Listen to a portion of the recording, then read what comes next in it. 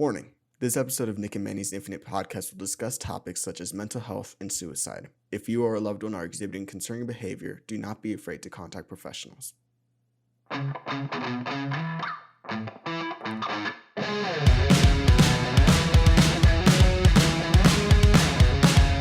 Welcome back, everyone, to another episode of Nick and Manny's Infinite Podcast. We're back. It's been a little while. We've both been busy, but we're here. Nick, you're here as well. I'm here. What's up, buddy?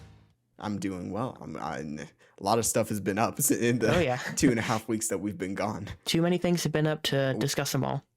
Oh, a lot of stuff has been up. This is going to be a long episode. We're going to try to hit as much as we can, but there is one major topic that we will be discussing. It's a film that came out this weekend. And because of that, we have another special guest with us. Kat is back. Kat from our In the Heights episode is here. Kat, say hello. Hello, back by my popular demand. You're popular. We agreed with you because we just like having you here. Aw, we did agree.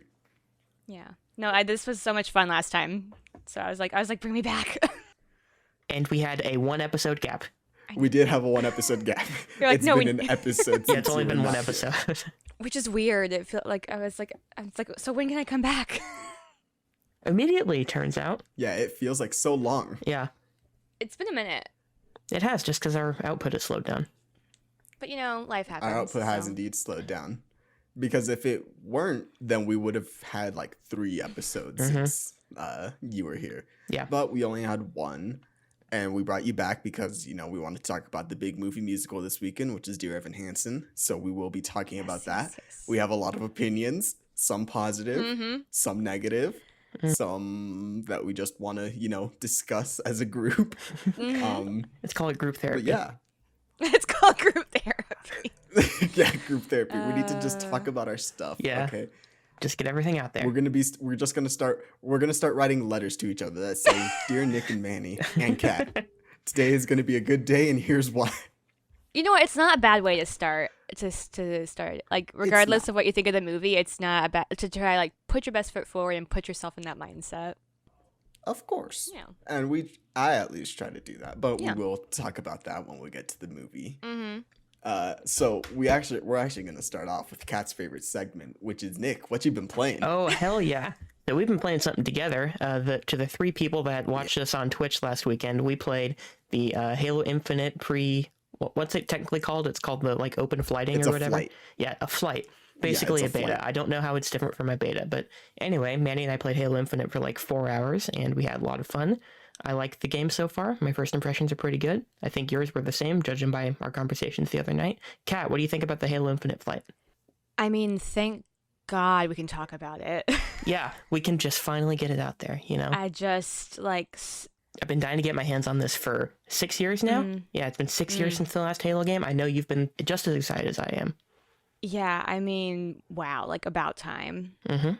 Yeah, I'm totally with you. So Kat, what can you tell us about the gunplay about Halo Infinite?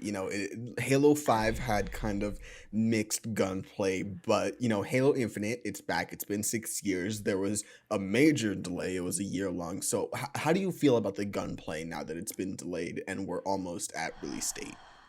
There's just so many words, and I'm at a loss. I think it's Do words fail? Yes, words fail. Bravo, well done. We need a little sound effect for all the references we can make. But yeah, words fail. Guns are a tricky thing, but also I get that with certain games, they're kind of a must. So just yeah.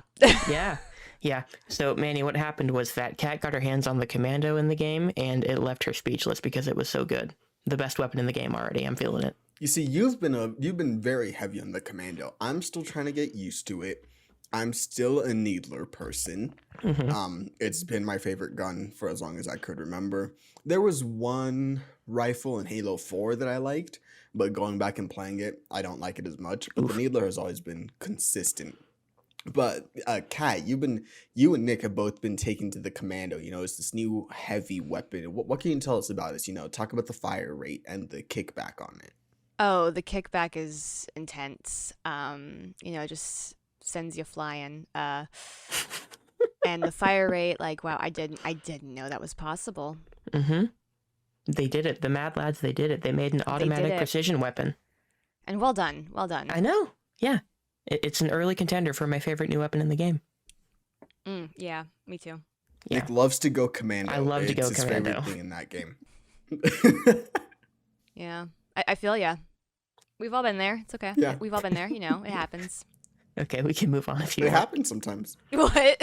No, but seriously, I got in it Friday. I played a couple hours on there, played it Saturday morning, and then I played it again Saturday night with Nick for the full 4-hour open window that we had to play it. And I have just been having a great time with it. It's been nice to come back to Halo after 6 years and really feel like, okay, this is something different but familiar. And that's been something that I've been seeing a lot, is people saying like, this is updated, it is modern and stuff, but you can go from here back to Halo 3 and you'll feel the same mechanics essentially. So that's really cool to see just how close 343 has been sticking to what makes Halo good, with whether it's movement speed, the weapon balancing, all of it just feels really fine-tuned, and I'm excited for this.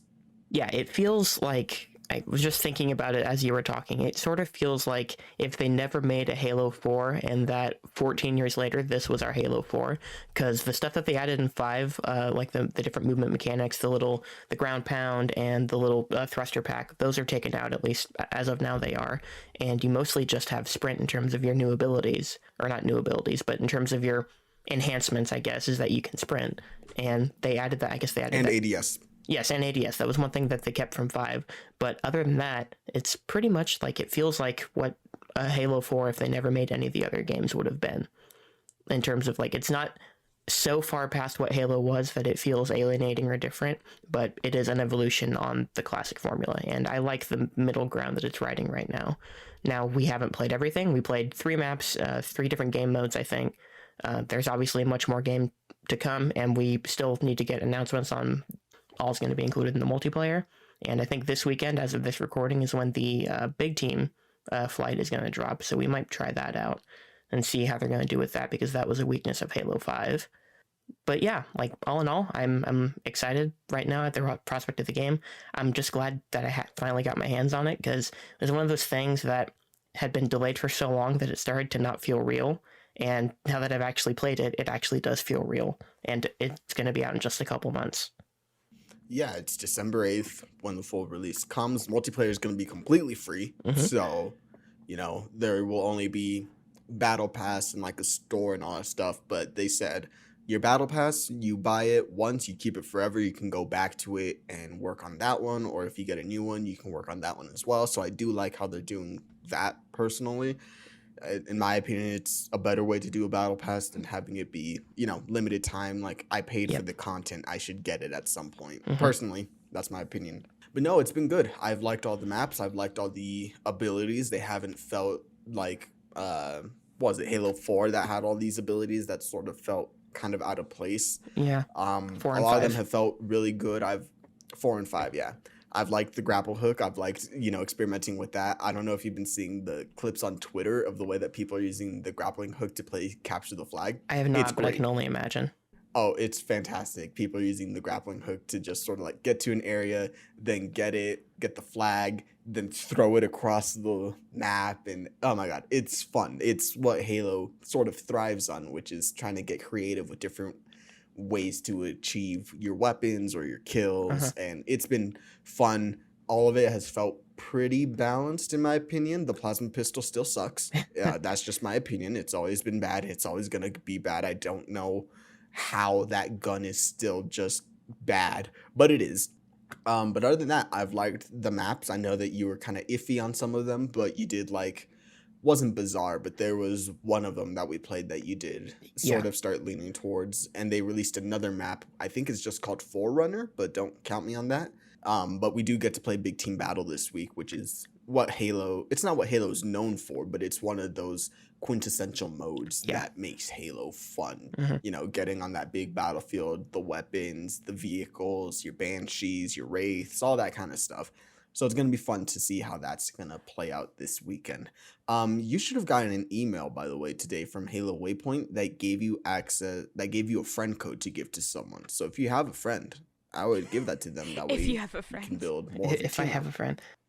So if you are playing the Halo beta, check that, see if you can give a code to a friend, and that'll help out. But other than that, I'm excited for more Halo. It's good. We haven't gotten a whole lot more of the campaign aspects of it, but we still have a little bit more time. It's a little bit concerning personally, but I think if the campaign's as good as multiplayer has been feeling, I think it's going to be really good. I think it's going to be, I don't know, it's not going to be up there with like 3 or Reach in my opinion, but I think it could be a really strong Halo.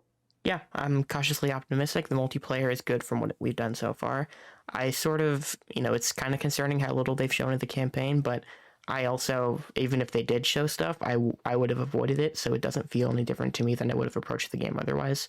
I kind of just want to go in as blind as I can for that first playthrough, and I'm going to do my best to make sure that I can keep doing that. On the single player side of things, we should say the multiplayer is free to play. The single player is not, but what you can do, Manny, do you want to tell the listeners about Xbox Game Pass? Yeah, you can get a Xbox Game Pass. It's $15 a month. You get Xbox Game Pass on your PC, your Xbox, your phone, wherever you can get it pretty much, and it'll pay for your Xbox Live. So if you pay $15 a month right now for Xbox Game Pass, you're getting access to that Halo Infinite campaign day one. You're getting access to Forza Horizon 5 day one. You get Psychonauts 2. I mean, you're getting all of these good AAA games for free with your Xbox Game Pass subscription. So come December 8th, boom. Here's another cool thing that you can do. You can go on Black Friday, they don't sell the cards anymore Oh, for don't? getting like a year of Xbox Live. I don't think they sell yearly cards. I think they sell like 3 months. For Game Pass, But I either know way, they don't sell the annual ones. I know that, but I think for Xbox Live, they don't sell the yearly cards anymore. But Okay. you can buy a couple months in advance.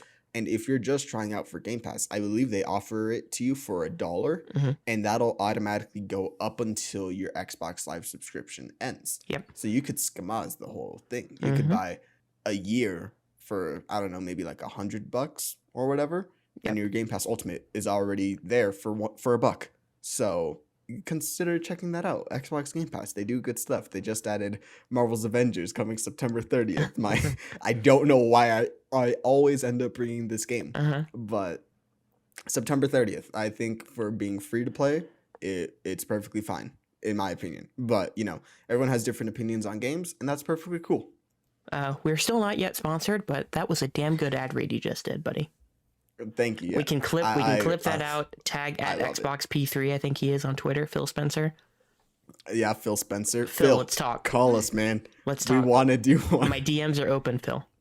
But moving from Xbox, we also had the Nintendo Direct that was this week. Sorry, And, Kat. You can take a little break. I'm drinking my drink, and I may or may not have browsed Instagram. That's perfectly fine. I knew what I was let's getting into. But we had Yeah, let's talk about the Direct a little bit. Yeah, let's talk about this Direct real quickly, and then we'll start shifting into what we watched, which will lead us to the big discussion. Yep. The Nintendo Direct, there was some interesting stuff shown. We got to see Bayonetta 3. We got to see my favorite announcement, which was, there was 2 of my favorite announcements. One of them was KOTOR coming to Switch, Mhm. $15 November something. I think that's a great deal. I think KOTOR is a fantastic game, and I think putting it on Switch is really good leading up to the remaster that's coming out in the next couple of years. So that's really good. And then we also got the announcement of a 3D Kirby game, which Yep. I am very excited for. I'm also I can't very remember excited. if it is the first franchise that I played, but Kirby was one of those first franchises that I remember playing as a kid. Kirby was one that even to this day, I've never really dabbled in. I played like 10 minutes of one of the Kirby games on the NES or SNES app. I don't remember which one it was. But that's all the Kirby I've played. Otherwise, it's just been Smash for him. That's my only exposure to Kirby. Mechanically, it doesn't look as solid as I might hope it would be. It is, obviously, I think it's about 6 months away. I think they said spring 2022. I don't know if they have an exact date for it. Mechanically, it looks a little limited, but also like they got a lot of time before it comes out.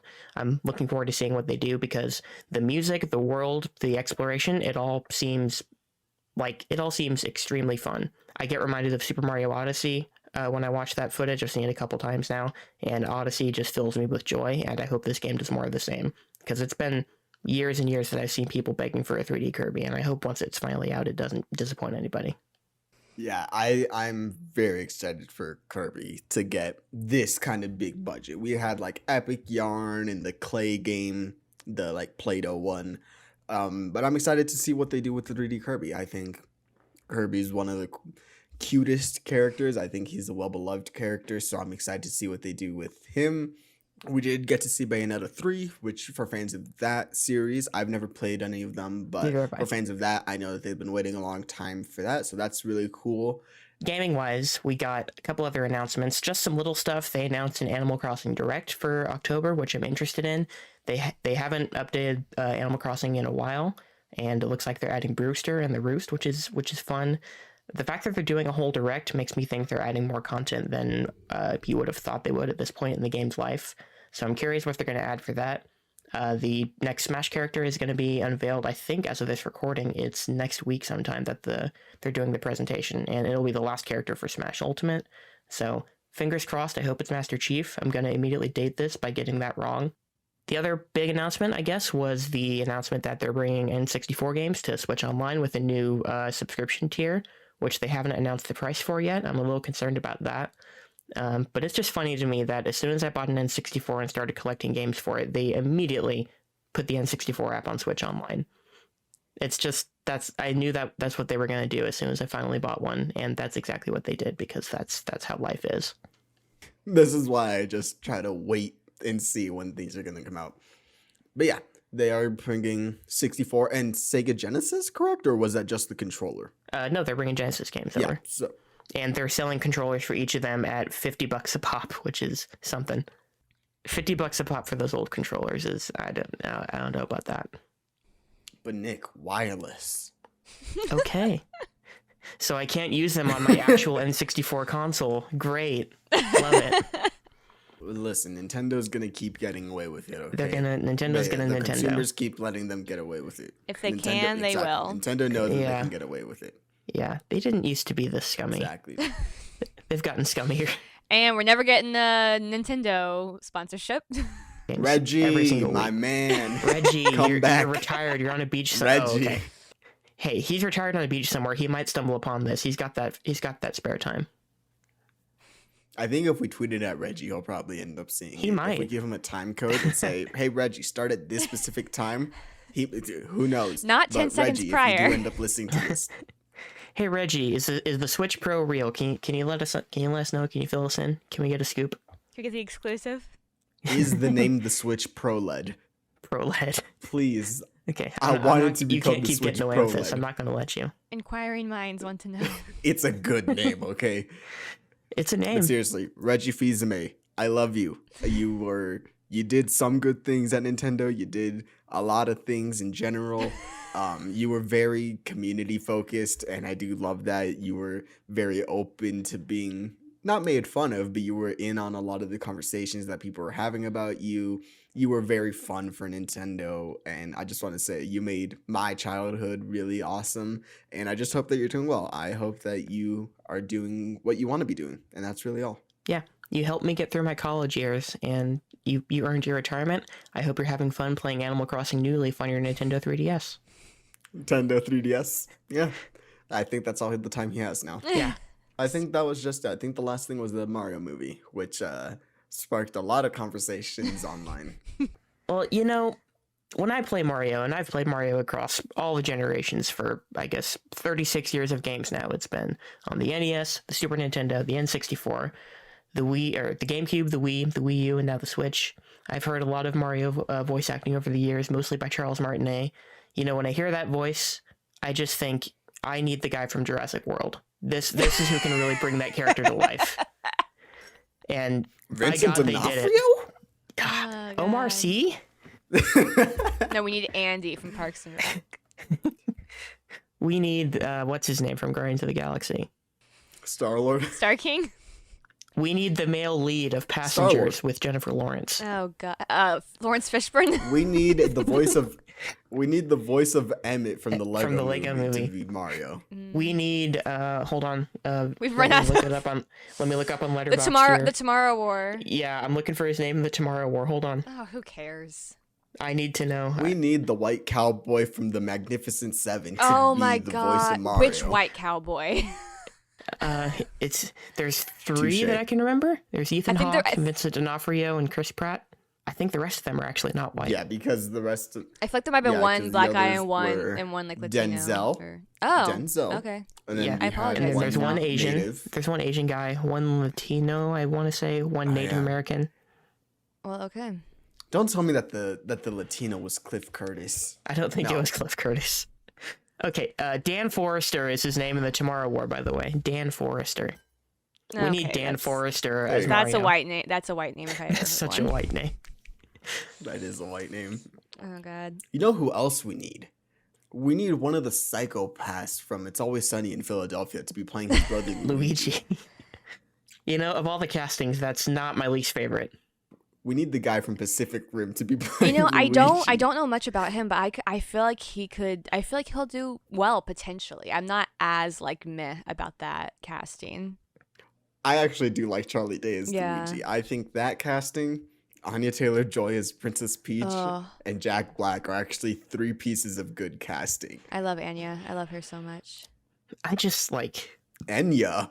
She Enya said no. from the she's- Lord of the Rings. She said in an interview it's Anya like aneurysm. So that's how I say Oh, it. okay. It sounded like you said Enya. Oh, okay, because Oh, it sounded Enya? like he said, No. yeah, it sounded like he said Enya, and I was like, Orico Falls? The singer of May It Be from Return of the King. And Anya. No, I was laughing because my The singer of Only Time? I was laughing because my comment the other day when I was like, "What?" and y'all are like, "Well, you're clearly not on the video game page." We talked about this like 2 days ago. Oh my god. Well, of course I'm not on the. Do you really think I'm on the video game I know. page? I thought it had stumbled into the movie night channel at some point, but I guess it hadn't. And I was like, "Oh my Because god!" it is a movie. It is in fact a movie. If they were going to do it live action, Anya Taylor-Joy is not a bad choice for Peach. No. I mean, I think that's actually one of the good bits of casting. She brings even with the movies she's done that aren't my favorite. I feel like she definitely shows her talent in every role. I feel like even the ones that like aren't as complex, I'm still always like, but we love you, Anya. I've never seen her act in anything. What, Yeah. buddy? I checked her on Letterboxd just to make sure. I didn't watch Queen's Gambit. I haven't seen either of the Shyamalan movies. The Vivitch, I still have not seen You the didn't see Vivitch. Split, that's right. Yeah, I haven't seen Split or Glass. I didn't watch New Mutants. I didn't even know she was in New Mutants. You're not missing anything with New Mutants. I will see Last Night in She Soho. plays probably. Colossus' sister. Good for her. Last Night in Soho looks really good. It got mid reviews, and I'm very sad. I'm still gonna go see it, but now I'm kind of like, oh. Well, it Edgar also Wright's has. not someone I get particularly excited for. He's good, but I don't get like too hyped for him. I just think the trailer looked cool, and I love that she's singing. I love the actors in it, and it has Matt Smith, Doctor Who, and it has Jessie May Lee from Shadow and Bone. That liar. That liar. It's an old Collider Live joke. Oh, It's an old joke. It's but an Nick inside joke knows. between Manny and I. I know the doctor lies, but I didn't think that was the joke. It's a long story. I don't want to bog you down with Star Wars discussion from 2018. I'm gonna check Cool. this cast. Who else do we No. need to talk about? Oh yeah, Seth Rogen is Donkey Kong. Keegan Michael Key is Toad. It's those two in particular that make this feel like a very basic Hollywood 2021 movie, like in the worst ways. They're both fine, but they're also in everything. People will cast Seth Rogen in a role like that. I keep thinking of him as Pumbaa, as the other example of. I keep thinking of that as the other example. Like they'll just put him in an iconic role that's a kind of weird, funny character, and I assume that's what Donkey Kong will be because they have him in that role. Was it announced if it's gonna be like traditional animation? It's if it's animated. gonna be okay. It's gonna be animated by Illumination. Okay. I Yeah, still. Illumination. So we're gonna get some minions in there at Oh some point. God. I still think that Cody's pitch was fantastic. I want to see that Yeah. movie. I If you mean, don't know, that- if you don't know what we're talking about, go to Amateur Hour Films and watch their Super Mario pitch. I always joke that my knowledge of video games doesn't really go past Mario Brothers, but even then I was never like, oh my god, Mario Brothers. It was just a thing that I was like, yeah, I can play that. I know how to play it. And so I wasn't like, oh my god, like this franchise. But watching their pitch, I was like, I'd actually really enjoy this movie. Yeah, I liked that pitch. I guarantee that's not what this movie's gonna be. No, it's not going to be. Not even close. It's going to be more generic. Now, we were talking in the Discord the other day about other characters they might put in the movie and what overexposed Hollywood stars might get cast. Now, if they do a Daisy, who do we think will be Daisy? My thought went to Kristen Wiig because she's in everything. And it's a voice actor, so she can play younger as a voice actor, and you wouldn't She could. know. I was gonna say they might go. Yeah, I mean, then again, like some of the characters are like, yeah. Are you thinking like just like overexposed? Yeah, I said James Corden's going to be in the movie somewhere. I was about to say that. He's going to be Waluigi, and they're going to lean into the Waluigi memes. That's my Oh, fear. he's so good. Oh god. I think Daisy, they go with Haley Steinfeld. Ooh, okay. She's coming Maybe. she's coming off of Into the Spider-Verse. She's being in the League of Legends animated TV show that's happening right now. So they haven't I think they cast her announced as Daisy. No. We don't know if Daisy's in the movie. I mean, Haley's great. I love her. I was gonna be like Gal Gadot. Yeah, I don't know. Like, I'm sure they'll announce more about the movie, but they announced most of the main Mario characters. They didn't announce a Yoshi if they're going to have Yoshi actually have a voice actor, and they didn't announce Daisy. Yoshi's going to be played by Lin-Manuel Miranda. Hey, watch it. I also like I said before, I don't know the games too well. Does Donkey Kong really speak? No, Or not at all. Okay, so they just hired Seth to be Goofy. Okay. Yeah, he makes monkey noises. None of them really speak. They go, oh, wah! If you want animal noises, just get D. Bradley Baker. He did Bradley Baker, yeah. He did Perry the Platypus, and he did plenty of others. He's like known for being animal noises. He did all the animals and creatures in Avatar: The Last Airbender. Oh yeah. He did every clone trooper in the Clone Wars. He did every clone trooper in Clone Wars. I was about to say that. He did And the he did all Gravemind the in Halo ghosts 2 and 3. And Perry the Platypus. He did all the aliens in Ben 10. Let's look up his IMDb. I'm actually curious just to see the number of total credits he has on there. Oh my god, so many. Oh, he has so many credits. D. Bradley Baker. He's a great voice actor in general. He works. Hire him to be in more big budget things, folks.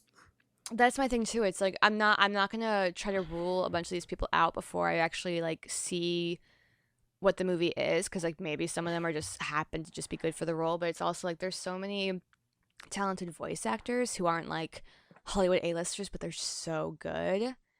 And it's frustrating when they don't necessarily get to be in some of the more like bigger movies like this potentially or something. It's like oh shoot, what's her name? I think it's Ashley Thompson. She's a great voice actor. Ashley Johnson. Ashley Johnson, there we go, thank you. Yeah, and she like she voiced Ellie in The Last of Us and The Last of Us 2. She's part of Critical Role. she was Gretchen in Recess. Was she? Yeah, I looked it up. She was Gretchen. Yeah, but you have her, you have Ashley Birch, who won an award for her character in Horizon. And I mean, she also played Tiny Tina, so I have a bias for, Borderlands stuff. You have her, Matthew Mercer. There's so many. Tara Strong. Tara Strong, yeah. Tara Strong doesn't. I mean, like, everyone knows like her voice, like Timmy Turner or Raven. Like, she has a lot of what's her name? Truffles from Chowder. Did I bring up Chowder last week? Anyways, Chowder. No, great you did show. not. She plays a great character. And she's my Bubbles God. Anyway, in Powerpuff Girls. I love Chowder. Okay. But she played Bubbles in Powerpuff Girls. She has so many credits and stuff. Yeah. And she played Raven in Teen Titans Go to the Movies, which was theatrically released, but she's another voice actor that could have easily played these roles. I feel like she was in the movie version because she was already Raven on Teen Titans Go. Oh, but that doesn't stop. Oh, what was the movie that came I out know. recently where they didn't cast the same actor that was literally playing them on something? Was it a movie? Oh, Was it a Nick, current? Was it a currently running TV show? It was an animated one. Oh, Scoob. When Scoob came out, everyone was so mad that Matthew Lillard wasn't playing Shaggy because he has been playing Shaggy for the last 20 years consistently in every medium. He has been Shaggy, and they didn't cast him. They cast Will Forte, instead, and everyone was really mad about like, oh well, this film just doesn't care. They had a perfectly good Shaggy who has gotten the blessing from past Shaggy saying like, no, this is the guy, and it's one of those things that they need to start doing more of, is hiring people that are in this profession. It's like stunt casting in Broadway. Like, well, just because they're a big name and can draw audiences doesn't mean that they're right for the role. For most of them, I don't like to judge because, like, I mean, I'm not saying they can't still be great at it, but it's just one of those things where you get that kind of gross inkling that was kind of always just, like, planned to have big names as opposed to, like, just scouring auditions and just so because, like, some of these people, let's face it, some of these people that get cast, like, they don't audition anymore. So it's just like, oh, we just think this funny person could be, like, this big name could do it. And it's like, if they happen to be right for the role, cool. Some of them are really big for a reason. They're really talented. But it's like, there's also so many actors out there that it's just like, not saying they need to, or like it's necessarily that person's goal to be like in the big name movies, but it just feels like they're not really given the chance, and that just frustrates me. Yeah, it would be like casting Ben Platt in Dear Evan Hansen. But in all seriousness, it would be like casting Cameron Dallas in Mean Girls. Like, oh my god, he didn't have the chops for it. Oh my god, he was in Mean Girls, right? I'm not getting that wrong. Unfortunately, yes. So he was in Mean Girls, couldn't sing, can barely act. If you call that acting. Oh no, it was bad. It was so bad. So it would be like that, like with films, like just because you have this name doesn't mean that you can provide what the role needs. And we don't know what the role is. We don't know how the Mario movie is going to be written. We don't know a plot. We don't know any of that. But we can take a guess now looking at the cast that it'll be something close to the Lego movie or something that's self-referential and is poking fun at what they're making. So. And I mean, like, it's one of those things where it's not that I think Chris Pratt's a bad actor. So, like, I loved him in Parks and Rec, and I think that in the past I think that he's been great as Star-Lord. I think that he's had some roles that showed that he has chops. It's just one of those things where, like, again, it's just because it kind of feel like they're in every big name thing just because of their name. And if he's good in it, cool. I'm no longer sure of how I feel him as a person because some stuff that came out about him that we don't necessarily need to get into, but I'm kind of like, meh, Chris Pratt. But, like, it's, again, one of those things where you, like I just said, like, you hear it and you're like, did they just choose you because you've been in all the big franchises lately? Like, I don't know. Just, it's just potentially frustrating. That's what's most interesting to me about this is that they have to work with Nintendo on this to a certain degree. And, like, these announcements were made in the Nintendo presentation. This wasn't a press release by the studio or anything.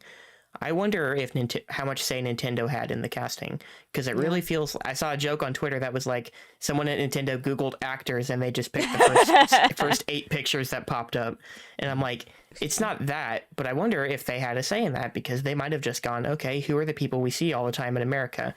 Chris Pratt, Seth Rogen, Keegan-Michael Key, who are in everything, whether it's a big role or a side character, but they're in everything.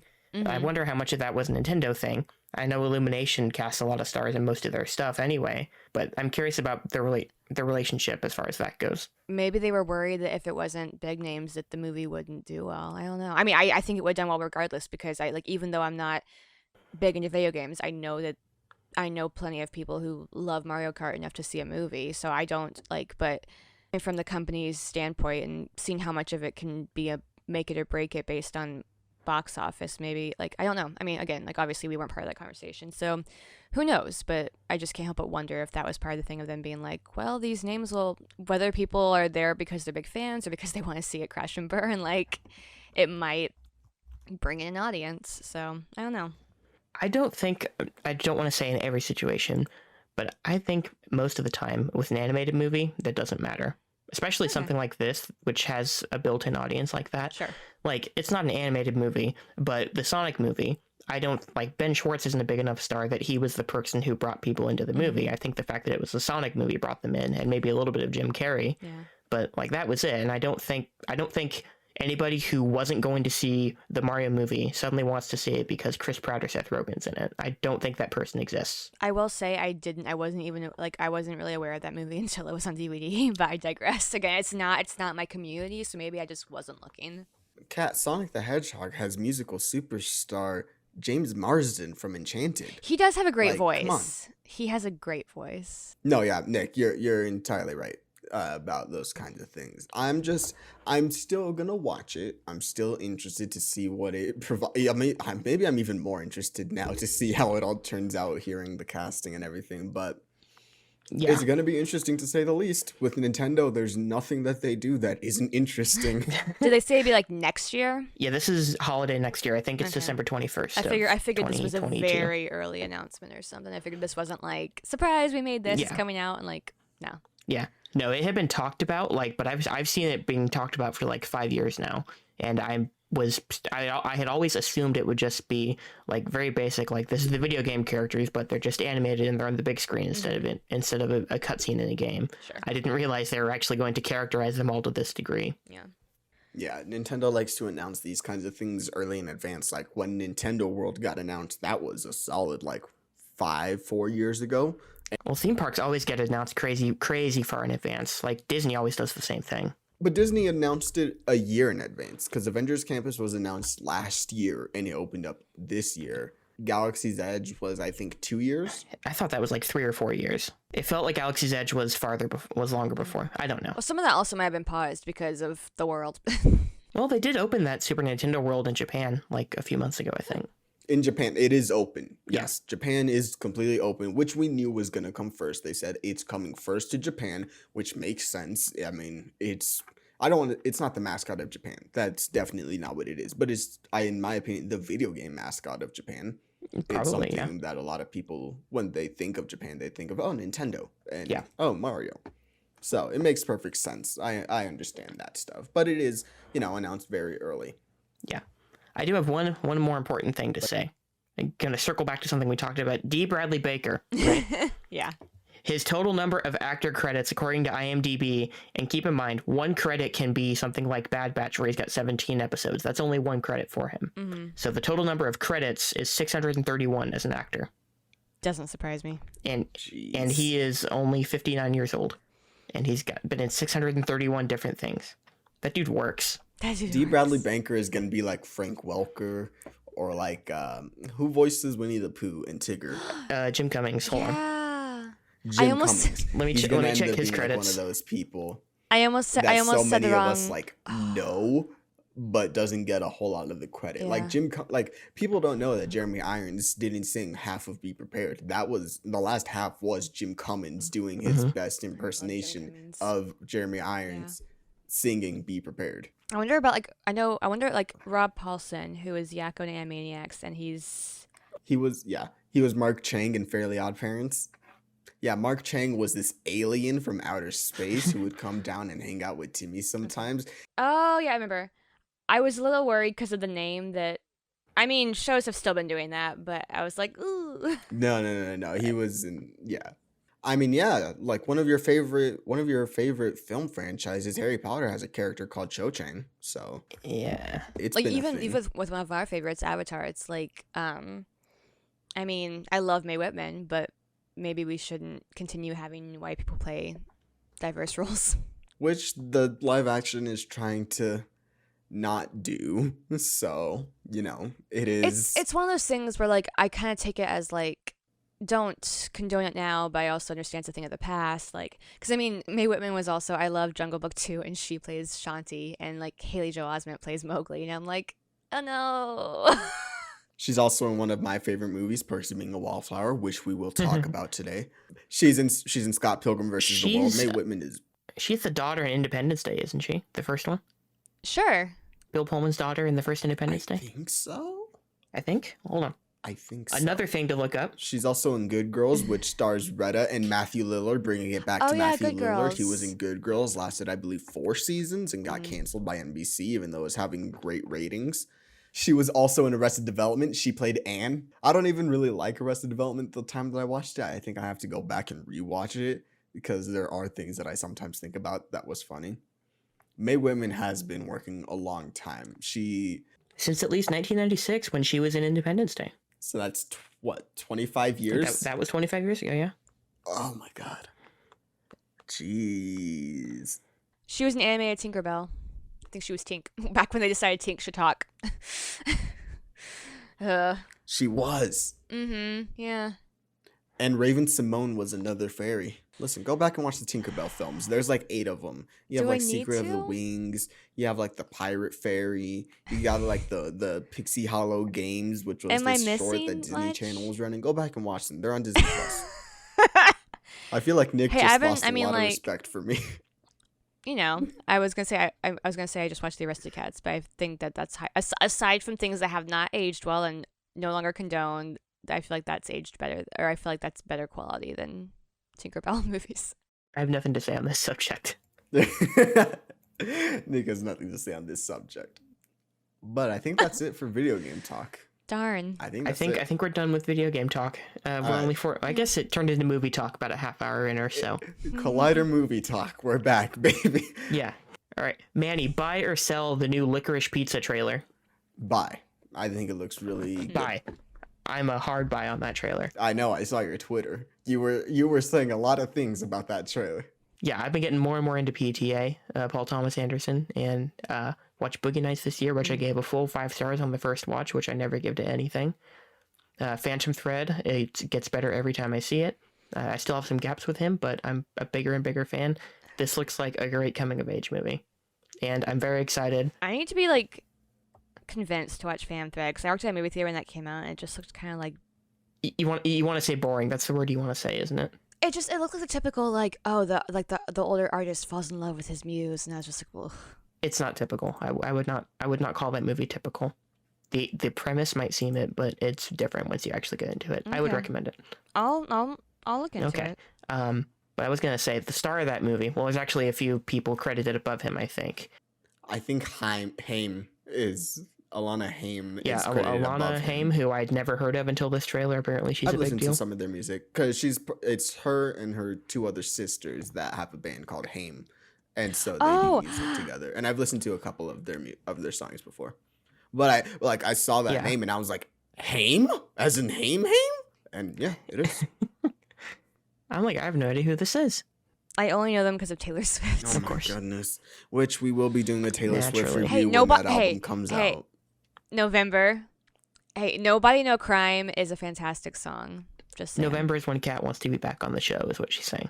Oh, I'm already planning. I might take the week off that week.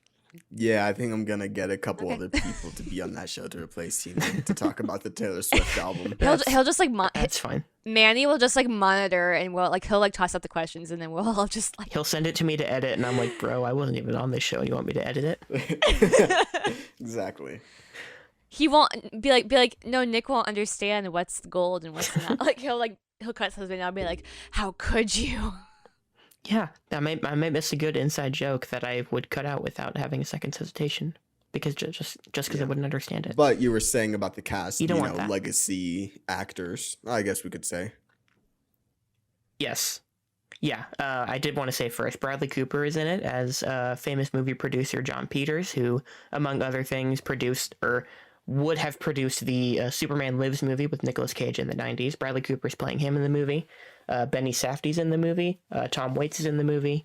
There's a couple other people, but the lead of the movie is, I believe, Cooper Hoffman is his name, and he's the son of the late Philip Seymour Hoffman, which is funny that we talk about this week, because this week, as of recording on Friday, The Many Saints of Newark, the Sopranos prequel, comes out, and that has James Gandolfini's son, whose name I don't remember his first name right now, but I want to say it's Michael Michael. Gandolfini. That's what it is. Yeah, that's Michael Gandolfini. Was Licorice Pizza based on a true story? It doesn't say anything about it, but it feels like it's like I don't know if it's based on a true story. My assumption based on watching it is that it's like Once Upon a Time in Hollywood, where it's got some real people in it, but it's a fictionalized story set within a certain era. Yeah, that's what I was gonna say. I'm like, I think they'll have some of the actual like producers or some like stars. They mention okay.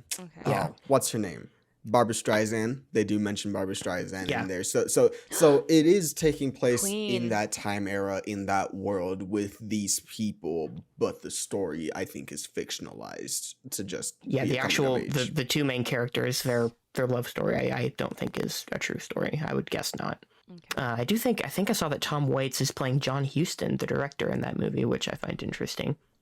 because he's someone who I've seen enough of him acting in movies that he's got an iconic voice and an iconic cadence, and I wonder how much screen time he's going to get, because that might make or break those scenes for him, because I actually have some familiarity with him. Yeah. What I was going to bring up is, did you get like an American version of Sing Street vibe from this trailer? I mean, kind of, just from the Like there was Is it gonna be no, singing? it's not a musical. It's not like about like forming a No. band or anything like You that, but got it's me all about excited. young people in the entertainment industry and having like a love for that and sort of balancing that relationship. in the sense that it's clearly a coming of age movie. It's sort of a high school love story similar to Sing Street, in that the kid's in high school and the girl's a little older than him, and they do make note of that. In that sense, I kind of see the Sing Street parallels, but I don't know what the rest of the movie's about, so I don't know. No, for sure. Yeah, just going off of that trailer and seeing that main relationship between the two of them, I was like, oh, okay. Like, this is kind of like it's not kind of like Sing Street, but I was like, oh, I could see some of Sing Street in here. By the way, if you haven't seen Sing Street, go watch Sing Street. Don't watch the Broadway show. The Broadway show ruined what the movie did. But go watch Sing Street. There's a Broadway show? There is a Wait, Broadway what? show. This is the first time I haven't. Well, maybe I was aware of the Broadway show. Yeah, the Broadway show came out, and I listened to some of the songs, and I was like, ugh. Was it Broadway or was it? Maybe it wasn't Was Broadway, it Broadway or was it West They End? did do a musical stage version of Sing Street that did come out. Okay. A lot of musical talk this week. Oh, we also had the Tonys. That also happened. I watched some of those. But if you had any other thoughts on Licorice Pizza, sorry, I cut you off. No, I think I covered it all. This trailer that excited me. It seems like a less serious PTA movie, sort of like some of his earlier stuff, like Boogie Nights, where it was fun a lot of the way, then it got serious when it needed to. But there was overall positive feelings, at least in my end, from Boogie Nights. I feel like that's going to be the same here. It looks very cute, looks very fun, looks incredibly well made. I'm pumped for it. I think that's out this holiday sometime. I don't know the exact release date, but I'm looking forward to it. Yeah, I'm excited for it. Something that I know that Kat and I watched was Doom Patrol. Doom Patrol is back. It's a Yes. HBO Max show now because it was originally DC Universe. Doom Patrol follows, a team of metahumans and their wacky antics and stuff. But Doom Patrol's back. I saw the first 2.5 episodes. I fell asleep watching the Dead Boys Detective Agency last night.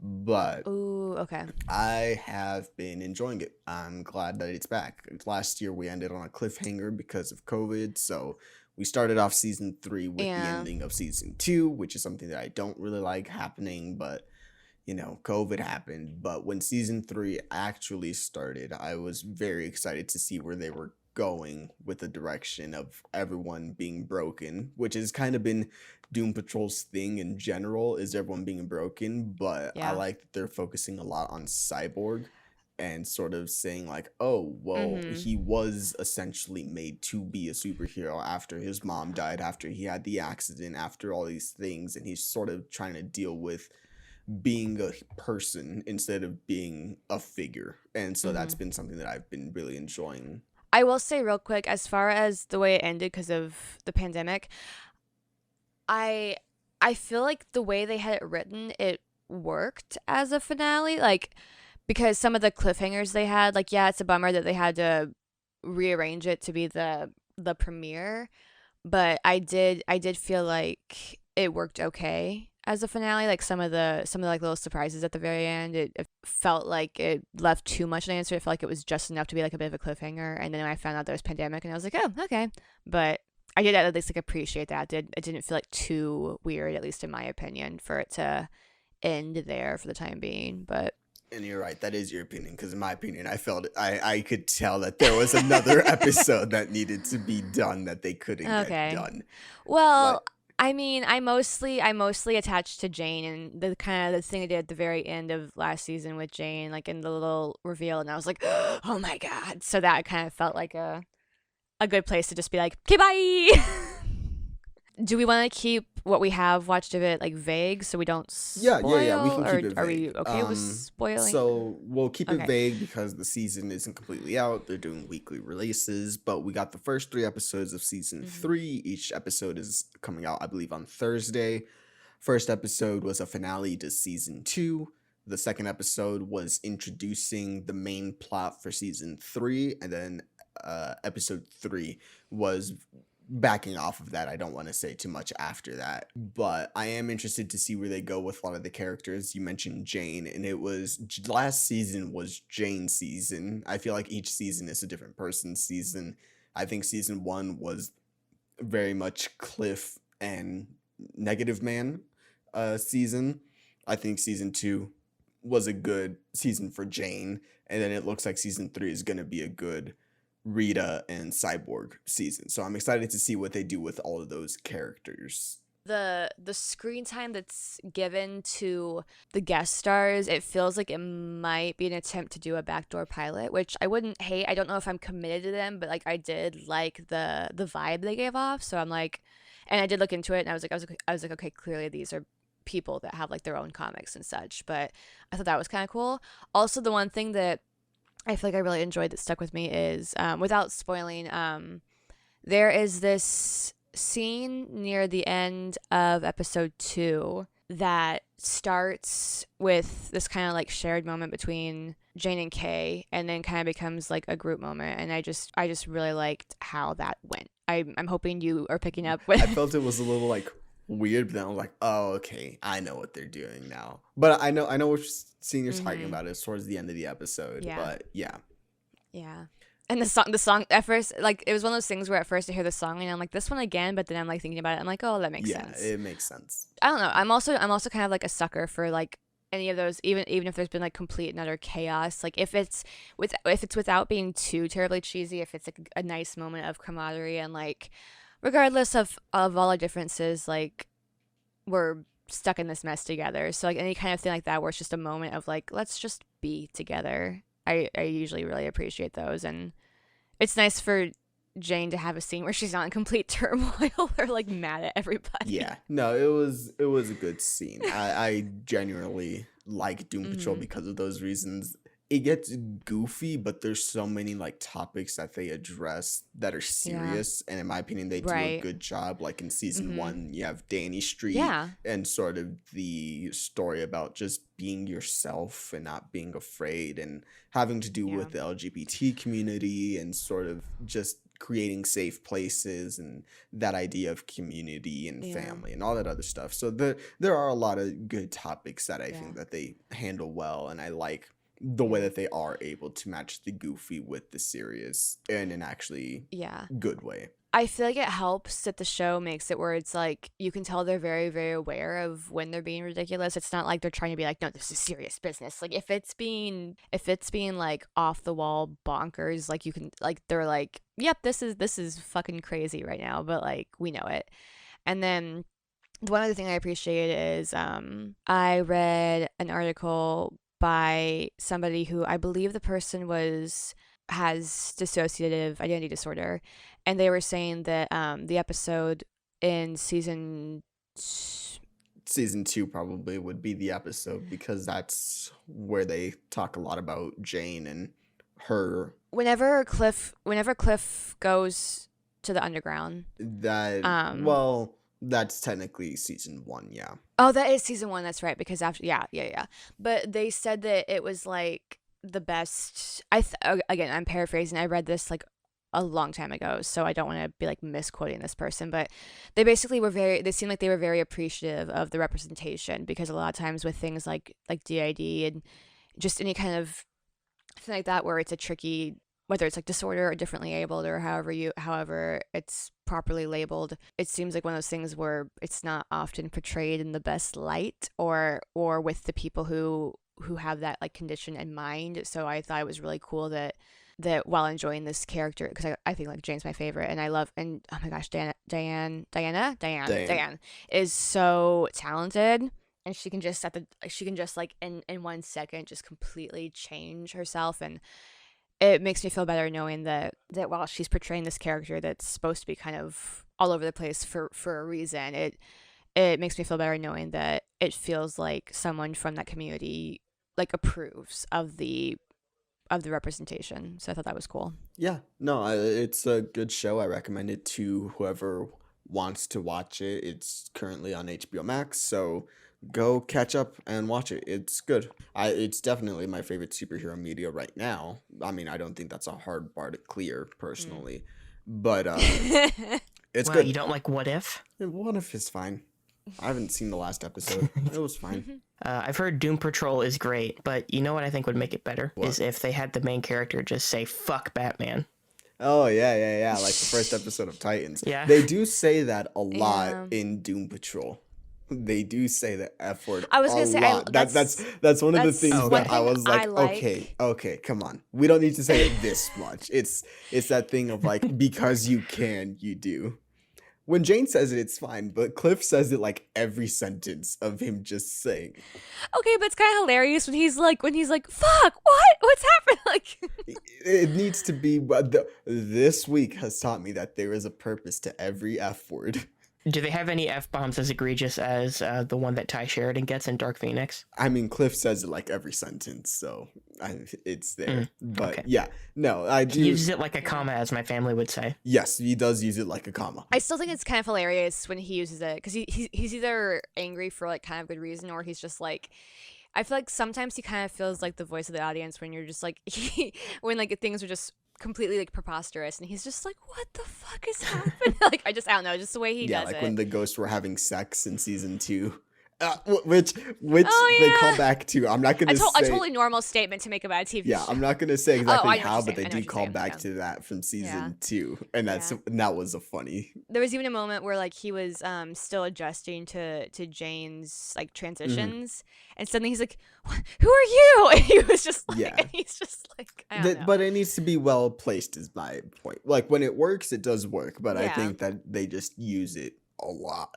But I feel like I will say, like you said before, I feel like the show does a good job of acknowledging the goofiness and also like having moments where it's like this is real. Also, without spoiling anything, I'm very excited about. I mean, they're on the posters and everything, so this is not like saying they're in the show is not a spoiler. I won't say who. Because at this point, I'm not really sure who they play, but I love her mostly from Doctor Who, and she was good on Sabrina, but Michelle Gomez is in this season. Yes, she is. And she's fantastic. So there's a lot to look forward to. I watched another thing this week, and then Nick, you can get into the films that you've been watching this week. I rewatched Edge of 17 with Haley Steinfeld, Haley Lou Richardson, Woody Harrelson. That's right. Yeah, it's a great film. It's one of my favorite coming of age films. It just understands that when you're in high school, everything just feels like the end of the world, and you overreact to everything until you get put in your place. And I just like how that film explores that so well. I think it handles a lot of the perceived stress that you have as a teenager and sort of the way that you might act to other people because of your situation growing up. And so I really love the film. I think Haley Steinfeld does a great job in the film. I think Woody Harrelson was the perfect teacher. I've had those teachers before where we'll just say like the most outrageous things. You talk about her being like put in her place. It's like one of those things where like you have moments when you sympathize with her, and if there's moments where you're like, oh my god, she's being dramatic because you're past the teenage years, you have him being like, okay, you're done. Yeah, she's an unlikable character, but she's played so well that you do just want to see her succeed. But you have those moments where it's like you just really feel for her, and like you see that she's like trying to figure herself out, and like it's one of those things where you feel for a character like after like it kind of reminds me of like in The End of the Fucking World, where it's like the lead in that, oh my god, why am I blanking on I'm her forgetting name? her name too, but I know what you're talking Don't about. worry, I'm back on IMDb. That's my job tonight. Yeah, go back on IMDb. Her real name is Jessica. Her real name is Jessica. I know it's Alex and Jessica Barden. Allison? No. Yeah, but what's her character's name? Alyssa is the Alyssa. character name. No. Yes. Alyssa, there we go. Okay.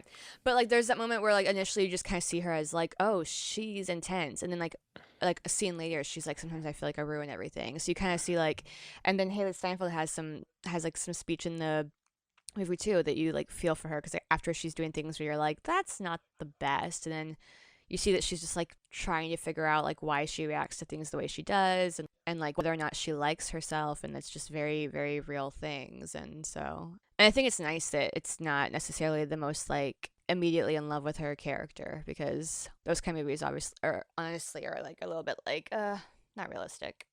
Yeah, and the I feel. movie's not a But dramatic coming of age film either. It's a fun one that has mhm. serious scenes in it. It's got moments. There are moments of it Yeah. Mhm. being serious, dealing with death or family relationships or friendship relationships and how you navigate all that stuff. But at the end of the day, it's a great coming of age film that I think will stand the test of time of just being so Yeah. genuine and real and being like, oh yeah, this is what high school was like. Kind of chaotic, kind of funny, kind of sad sometimes, but at the end of the day, you're just trying Mhm. to find out how you want to be, who you want to be, and I think that film does it great. Nick, your thoughts? I've seen it once. I watched it a few years ago. I loved it when I saw it. I thought she was great. I think she's great in pretty much anything I've ever seen her in. Mhm. All the way back to True Grit. I've kind of forgotten a lot of that movie. It's on my wish list of movies I need to get on Blu-ray, and I want to watch it again once I do that. But I remember her chemistry with Woody Harrelson was great.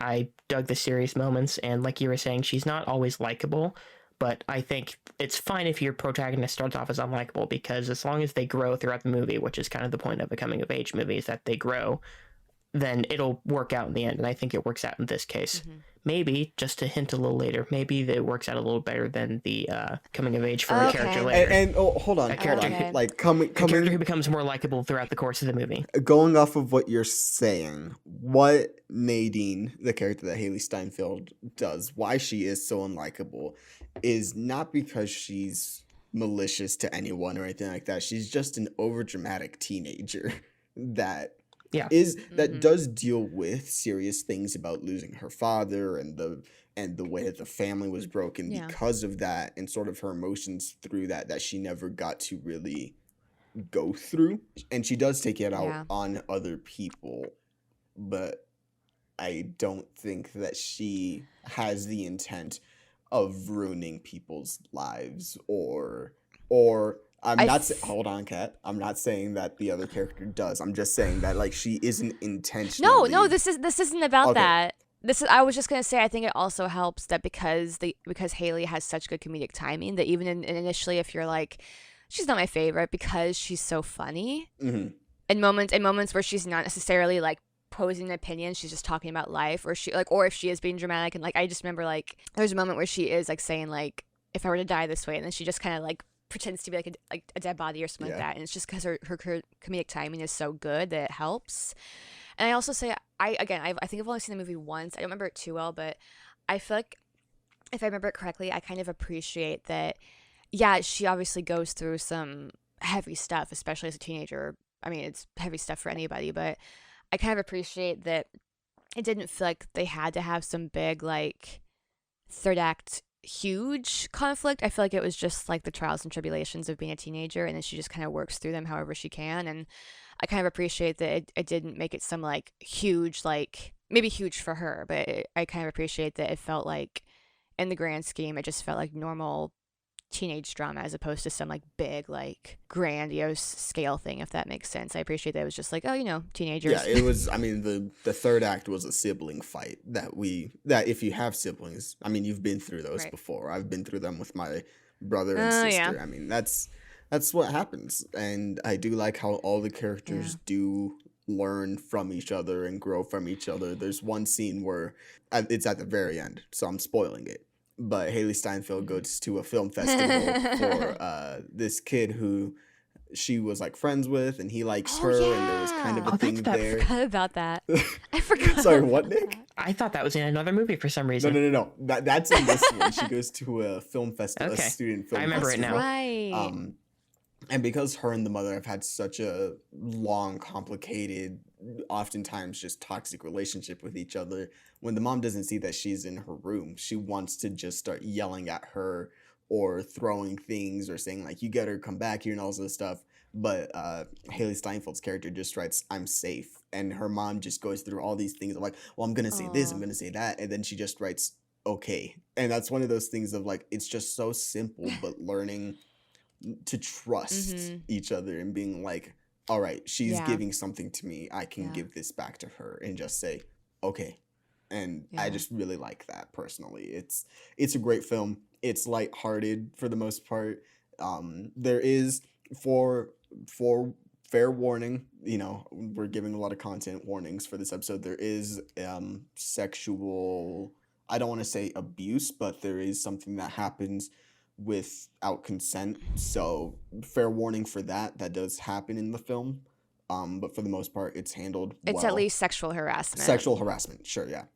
Not abuse, but sexual I will harassment. say one thing for me is that I think I want to see it again at some point because it's been a long time, and I feel like the one downside, and it's not gonna make the movie bad for me, but the one downside is a certain actor in it that now makes me feel disgusting because he turned out to be an awful person. So I'm not looking forward to seeing him in the movie, but so also like if trigger warning, like if you don't need to look into it if you don't want to, but like for anybody who watches it, if you know what he's done, just like heads up, there's an actor in that movie who did some very bad things. So I wish that he wasn't in it so I could watch it without thinking about that, but it does suck that when I'm watching this movie that's otherwise fantastic that I have to see his face. But yep, that's happened to me with Baby Driver. I have the same issue.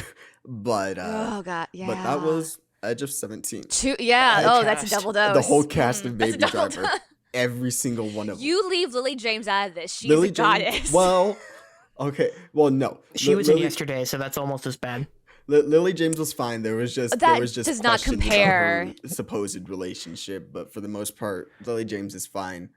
And John Bernthal is the only other person in that movie that hasn't been accused of something. Everyone else, been accused of something at one point or another. Oh, I only knew about the two. I didn't realize that because there's the other lady in the film. I mean I don't really know her, but I didn't know if she's been. She gets accusations. She I haven't has done my research. proof of darkening skin and portraying characters in certain ways. So there's proof of that. God. Yikes. John Hamm Jesus. has college frat boy hazing, which you could make that decision for yourself if that's just college life in the time that he was in college, or whether or not that still holds up. That's up to you to make that decision. Jamie Foxx, I believe, also has something weird, but I haven't looked too much into that. I think so. I think it was something older Yes, it's not anything recent that got brought up again. None of the only I forgot half these people were in the movie. I haven't watched it. Yeah, I since try and remember years. all the people in it, and I struggle. Yeah. And so I know Lily James. I remember and those I two. knew... the male lead had something recent and current, so that is that still I don't want to say still holds up, because anything that they did still holds up, but that's still fresh and current, and it'll probably get brought up a lot in the next few months. Yep. And then the older male lead also, he went through what he did, and he tries to make a comeback every Christmas and New Year's. He'll be here on Christmas Eve. He will be here on Christmas Eve with another. It also doesn't help that two of the accusation that's fresher and the other one, their responses were did not do anything to help their cause. I'll say that. Both of their responses were not phrased well. They didn't really help. They did not go about their responses well. Especially, and I'll say his name just for the sake of my point, especially Kevin Spacey. His was the most ridiculous thing I've ever seen. It was embarrassing. It was offensive in every fucking way. Yeah. I don't remember what the other guy's response was. I'm sure I read it when it happened, but I don't remember details about that. I remember everything about what Kevin Spacey said. Probably gaslighting. Yeah, I think his was more yeah, probably. Yeah. I think some of his was well, it was consensual, and it's dude, ugh. Also, there's other quotes from him from people pulled up from past interviews, like magazine interviews. It's and not to even dredge up the past to cancel something. It's not about that. It's just the way that things were phrased. And it's that's, I don't care if you're joking. I know that's maybe it was a different time. It still doesn't make those quotes okay. It just means that we weren't as alert the media about them in the past. We kind of just let certain things slide. But I don't know. Just the way he responded made me just feel very icky. So I'm just for one, right off the bat, I typically, unless I'm given reason not to, I always try to trust whoever comes forward. But it doesn't help that person, the accused, when their response is not doing them any favors. I don't want to say it's a tricky situation because it's not a tricky situation. What they did was bad and they should be held accountable for what they did.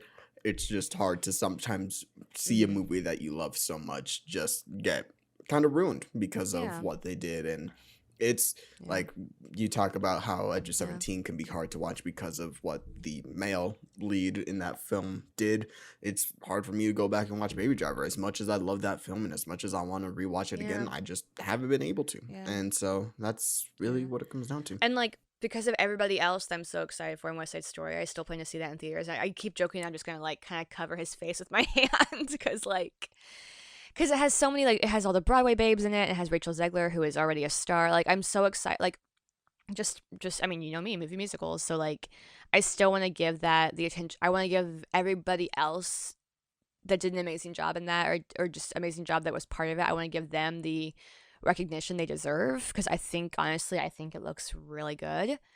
It just sucks that it was not feasible to like do reshoots for that like it was for other people who have. Funny enough, the guy we were just talking about, he got replaced. Yeah, I was hoping it'd be the same thing, but I mean, I get like it's a bit I harder get to that do I when he's the don't- lead of your movie and it's a very expensive movie. And it's a Yeah. musical. I guess part of me just kind of wanted there to be like some statement of like, we do not support this. However, because of this, and this, it does not make sense to like it was more just it would have put me at ease a little bit that like some statement had been made just to like so I wouldn't just have to like assume that it was because of X, Y, and Z. It was just but at this point I'm just like, well, whatever, it is what it is. Movie's coming out and everybody else in it looks fantastic. Yeah. So Honestly, it might be cynical on my part, but I imagine the reason they didn't put out a statement at all is because 80% of people who are watching the movie will have no idea what he did, and they don't want to draw any attention to it Yeah. because that'll cost them money. I genuinely think just the do it on vast majority of Twitter. people who will go see the movie didn't hear about that because I don't think that story got a ton of traction. Like, I didn't see people discussing it at length like I did with it other was situations. mostly on Twitter. Yeah. Like, I saw some of it on Twitter, but I only saw a few tweets the day that it came out, and I didn't see much after that. So, like, I don't think it made the rounds And part publicly. of that might have been because of because with Kevin Spacey, it was like some of his at least one of his accusers is also an actor. Yeah. And this was somebody who decided to bravely share their story on social media. So like I don't know. I'm not gonna try to understand all the different elements that went into it. It's just a shame when people still get some attention for things even when they're horrible people because I'm just one of those people that's like I don't think that talent is an excuse. No. And you shouldn't be. It happens a lot, and Yeah. it sucks that that's how the industry is the way it is. It sucks that people can be so forgiving of it. It also sucks that sometimes, like I was just talking about, some stuff doesn't gain enough traction, so nothing happens as a result. Yeah. It just all sucks sometimes. Yeah, it does. Yeah. Speaking about things that suck, Nick, talk to us about old James Bond movies. Oh, yay, I can talk about how these suck. Well, I So- can't really much. I can just go off of comments you've made and my opinion on those, but continue. Yeah. So anyway, in March 2020, I had a plan. February 2020 even, I had a plan where I was going to watch all the old James Bond movies. Well, I guess not all the old ones. Every single James Bond movie. So all the 24 official ones before No Time to Die came out in April of 2020. And that got derailed because of what happened in March 2020. And so I kept waiting, and then the movie got delayed, and then it got delayed again, and then I think it got delayed once or twice more. Finally settled on this October release date, October 8th, I think. And a couple Fridays ago, I realized it was 3 weeks away, and I hadn't started watching all of them again. So I made the bold choice of watching 24 Bond movies in 21 days.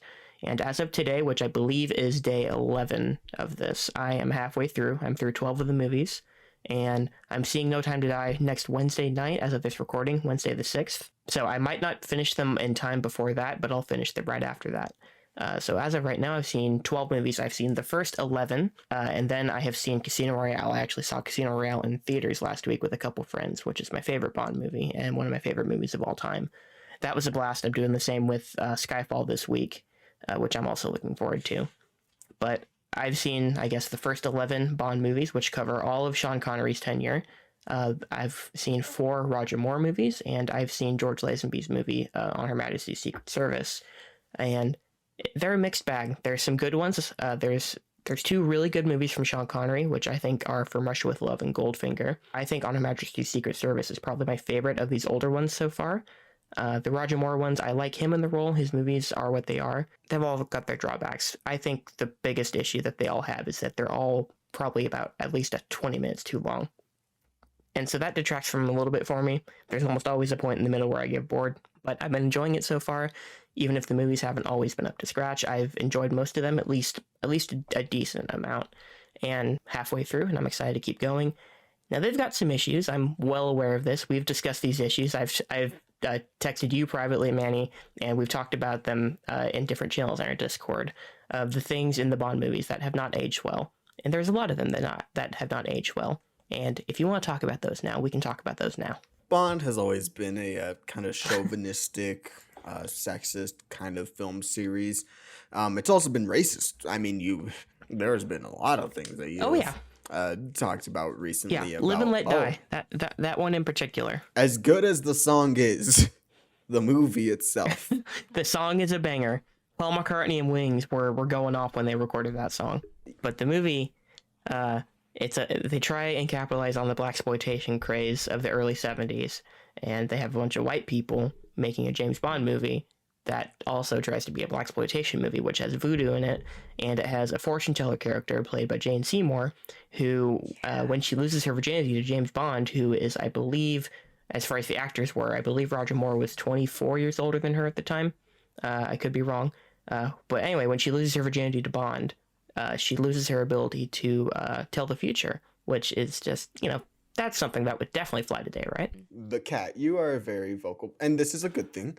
You're a vocal person about rights and about sexism in films and all this stuff. So when you've heard about what Nick was saying, even like I have never seen a James Bond film kind of for those reasons of being like, wow, these are very outdated, just I don't want to say masculine movies, but like movies that perpetuate a certain ideal for men. Like, do you agree? Yeah, I maybe at some point when the guys in my family were watching one of them, maybe I saw a whole one. I wasn't paying enough attention. I remember bits and pieces.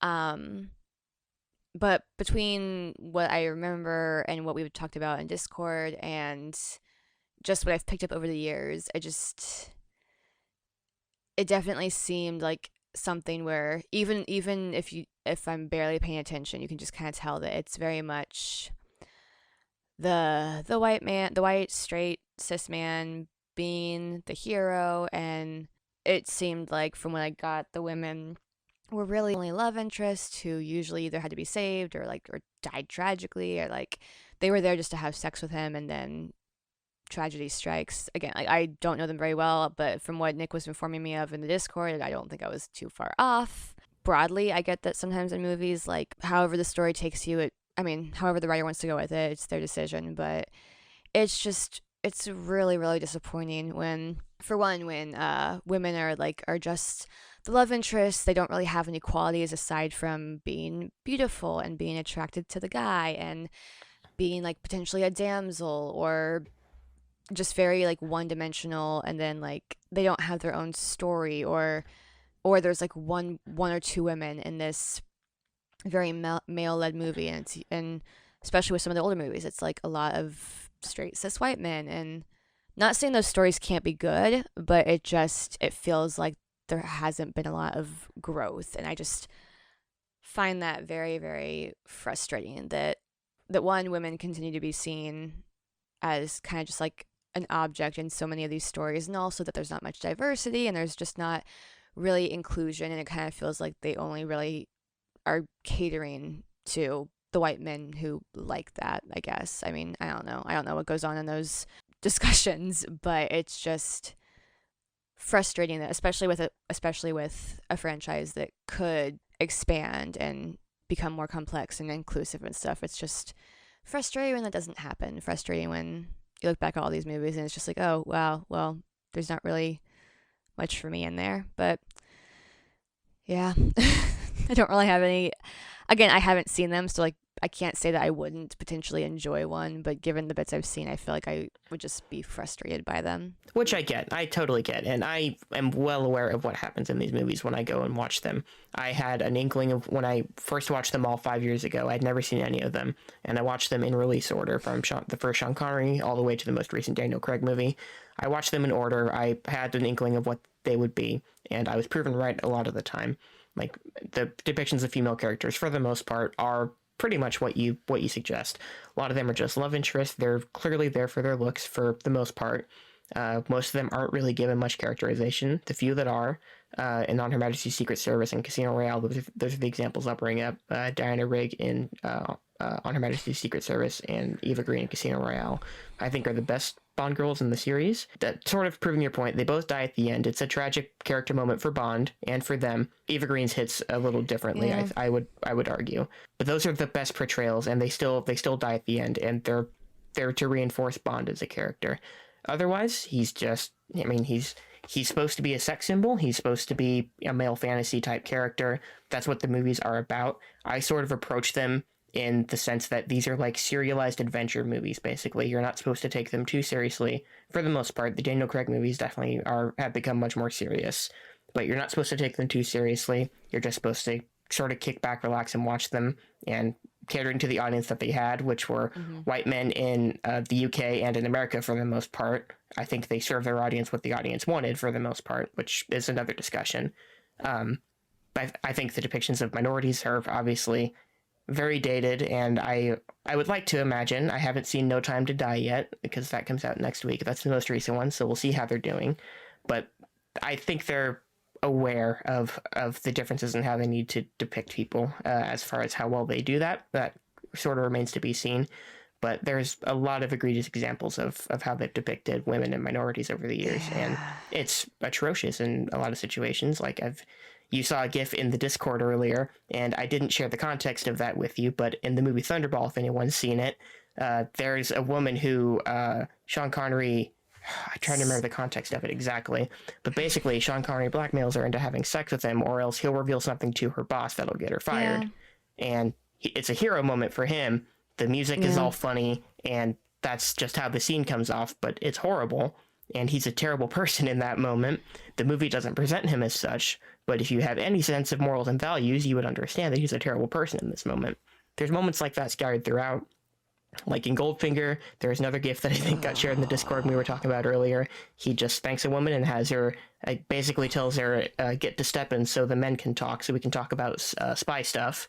And he spanks her as she walks out of the frame. There's a lot of stuff like that throughout the movies. I think they get better about it over time, as you would hope they would. But there's still, even in the Daniel Craig movies, there are some depictions that I'm not a fan of. Especially in Skyfall. There's not really a Bond girl in Skyfall, but the closest one to it. She doesn't get much characterization. There's a really creepy scene. I don't know if you heard about it when the movie came out.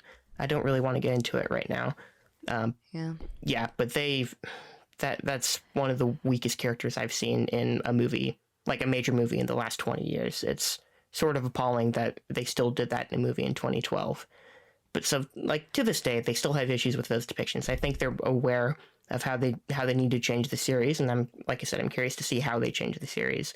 But I guess what I wanted to say, I'm aware of all these issues, and I think generally, unless it's something that you have a serious problem with, which I totally understand, I think you can still find ways to enjoy the movies. I do, in that serial adventure sense, where I'm just watching something sort of disposable that I'm just supposed to kick back and enjoy, except for the few that you're supposed to take more seriously. I can enjoy them on that level and still totally acknowledge of all the things that happen that are wrong, that shouldn't fly today, that wouldn't fly today.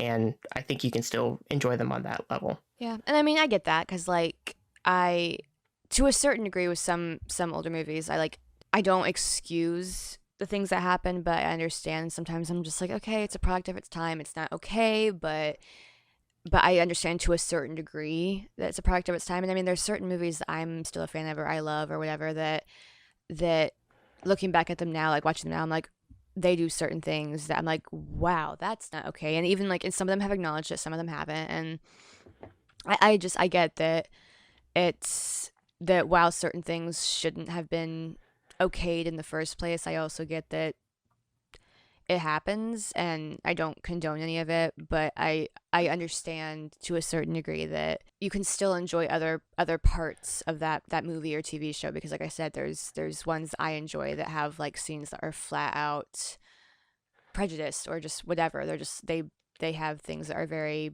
just like inappropriate in whatever way, and then but there's other parts of the movie or whatever that I still love. So I get the yeah, I don't know. It can be a very gray area, and now it's more just like it's the kind of thing of I don't see myself going back to view those for myself, but I'm also not going to be like, how could you possibly like these movies? Like, I might share my opinion of like being like, I don't love that they do this with women, but like, I also understand that there can be aspects that are still enjoyable. So just kind of take it for what it is, and not going to trouble myself with going back to them because I probably won't find them entertaining. But that's just me, and yeah.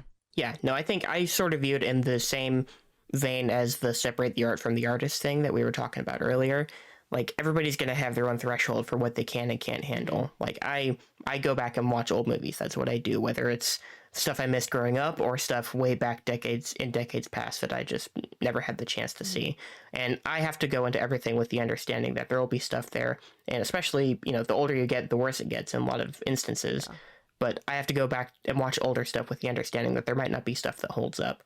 But that doesn't necessarily mean that there isn't stuff in the movie or in the show, whatever you're watching, that has merit. I think Yeah.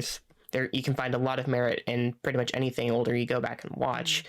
And you can still, I think, healthily acknowledge the things that haven't aged well in the same sentence that you acknowledge the positive things that the movie did, whether it's just a filmmaking thing, whether it's a depiction of a certain character. I think you can do both, I think, and I try and do both because I do understand that most movies have aspects that haven't aged well. Like that's just inevitable. In one way or another, your movie's not going to age perfectly. There will be stuff that doesn't hold up when you view it 10, 15, 100 years later, Yeah. or whatever it may be. Yeah, I mean, I understand that certain entertainment has stood the test of time for a reason, and even if you go back and see certain moments or like certain jokes or certain just behavior that now you're like looking at it here and now at this age after these experiences, like I don't condone this, and that it might have just flown over my head before, but now I'm like, okay, that's not okay. But that can also mean it can be the tough thing of like there can be an hour of like fantastic writing and then like one poorly written joke. So I get the Yeah. as just take it with a grain of salt, and just everybody's different, and like I said, like knowing that it's like you who like is like knowing that it's somebody who tries to like who wants to like learn from that, or at least like acknowledge that stuff while trying to enjoy other aspects of it. I mean, it certainly helps. Yeah, I think that's something you sort of have to do because I wouldn't, for myself, I wouldn't approach something in the sense that I'm just here to enjoy this and there's nothing else, there's nothing to be critical about, there's nothing that possibly couldn't have aged well. I don't want to be that guy. And I hope other people, even if they approach watching movies or TV just as simple entertainment, I hope they can approach things at least on that level to acknowledge that something hasn't aged well, or to acknowledge that something won't age well if it's something new. And there's a lot of new stuff that has problematic elements that we can talk about when it comes out and we can talk about later. I will say, I think everybody can go watch Casino Royale. I think even the little bits that might not age as well, which there's a couple, but I think Casino Royale is fantastic, and I think most people can enjoy Casino Royale. That's my one endorsement of the Bond series for sure. There you go, Casino Royale. Hey everyone! So this audio is recorded a little bit later.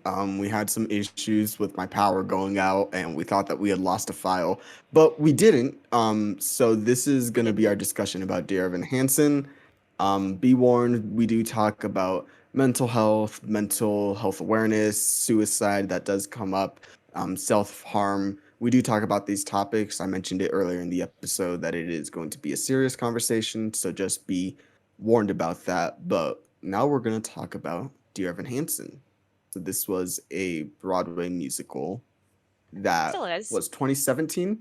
Yes, 2017, starring Yeah. Ben Platt as the main character, Evan Hansen. He has come back to return in the film, which is 4 years later. He is now 27 years old. Not that it's important, but just thought you should know that. The film follows a teenager, Evan Hansen, with social anxiety as he tries to deal with a grieving family who recently lost their son to suicide, and he gets wrapped up in a lie, and he's trying to manage all of that while also finally having something that he's wanted, which is a social life. Essentially, he finally has people that he feels understand him, people that he can feel comfortable around, friends, and in some cases an actual stable family. So that's the basic premise of the film. We'll go around and give some of our basic thoughts. I did not like the film. I thought the story was very harmful and very bad and poorly written, and it being a musical does not mesh well with the serious tone that it's going for, especially since it's contemporary pop, like modern pop. And I typically don't like Pasek and Paul as songwriters in general. I'm not a big fan of Greatest Showman. So this didn't do it for me. There were a couple things that I liked, like the supporting cast for the most part. I liked better than everyone than Ben Platt. I have a pretty similar opinion to Manny. I wasn't a fan of it, although I guess differently from both of you, I wasn't familiar with the stage show before the movie was announced this year when that first trailer came out. I'd never heard of it. I'd seen all the stuff about Ben Platt leading up to the movie's release.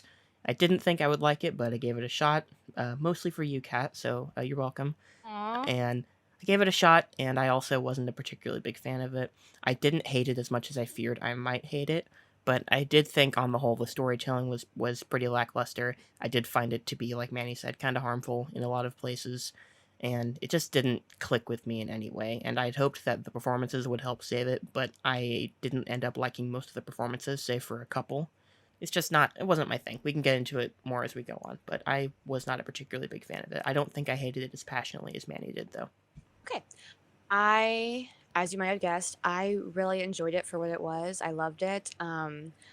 I can see people's grievances. I certainly this time around I came into it with I suppose less rose-colored glasses on because when I first saw it, for one, I loved it. I love Ben Platt. I love Pasek and Paul. I'm a huge fan of Greatest Showman, and I loved everybody involved. And right off the bat, I was just kind of enamored with it, and so and I also didn't see any of those negative opinions until years later. So I just came into it with this whole like, oh, it's amazing.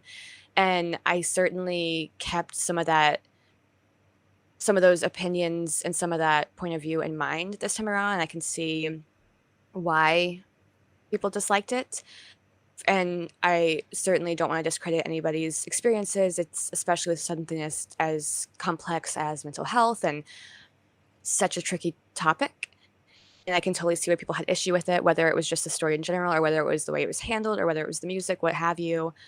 I mean, I love the stage show and I know it pretty well. And the adaptation was pretty close to it as far as script and such. So it kind of just felt like a new version of something I already loved. And I definitely want to see it again. And for me, it helped my journey. It made me feel more supported and it made me feel less alone and just it made me feel better about all the tough things. So I'm one of the few that really connected to it in a good way, but I can also totally sympathize and see why many did not feel that way. Yeah, there's a lot to talk about the film. Overall, I'm just gonna say Nick and I don't recommend watching the film. Kat does recommend watching the film. That's pretty much as much as we can say. Jesus Christ. Without going to spoilers. We are gonna go full spoilers from here on out. So the first thing that I want to talk about is best part of the show for Nick was clearly the icy that he had. Nick, talk to us about the cherry icy that you Okay, had at so your theater. AMC Theaters has these wild cherry ices, and they are just the God's gift to Earth, and I don't even believe in God. That's how good they are. They're the greatest thing I've ever had. Every single movie I go to, I order a cherry icy now. If I get nothing else, I at least get the cherry icy, and I put in the Discord right before I saw the movie. I asked everybody if I was going to enjoy the movie or the icy more, and then I didn't say anything about the movie, but after the movie I said that was a really good icy, and I left it at that. So Yeah. highly recommend getting the cherry icy at AMC Theaters.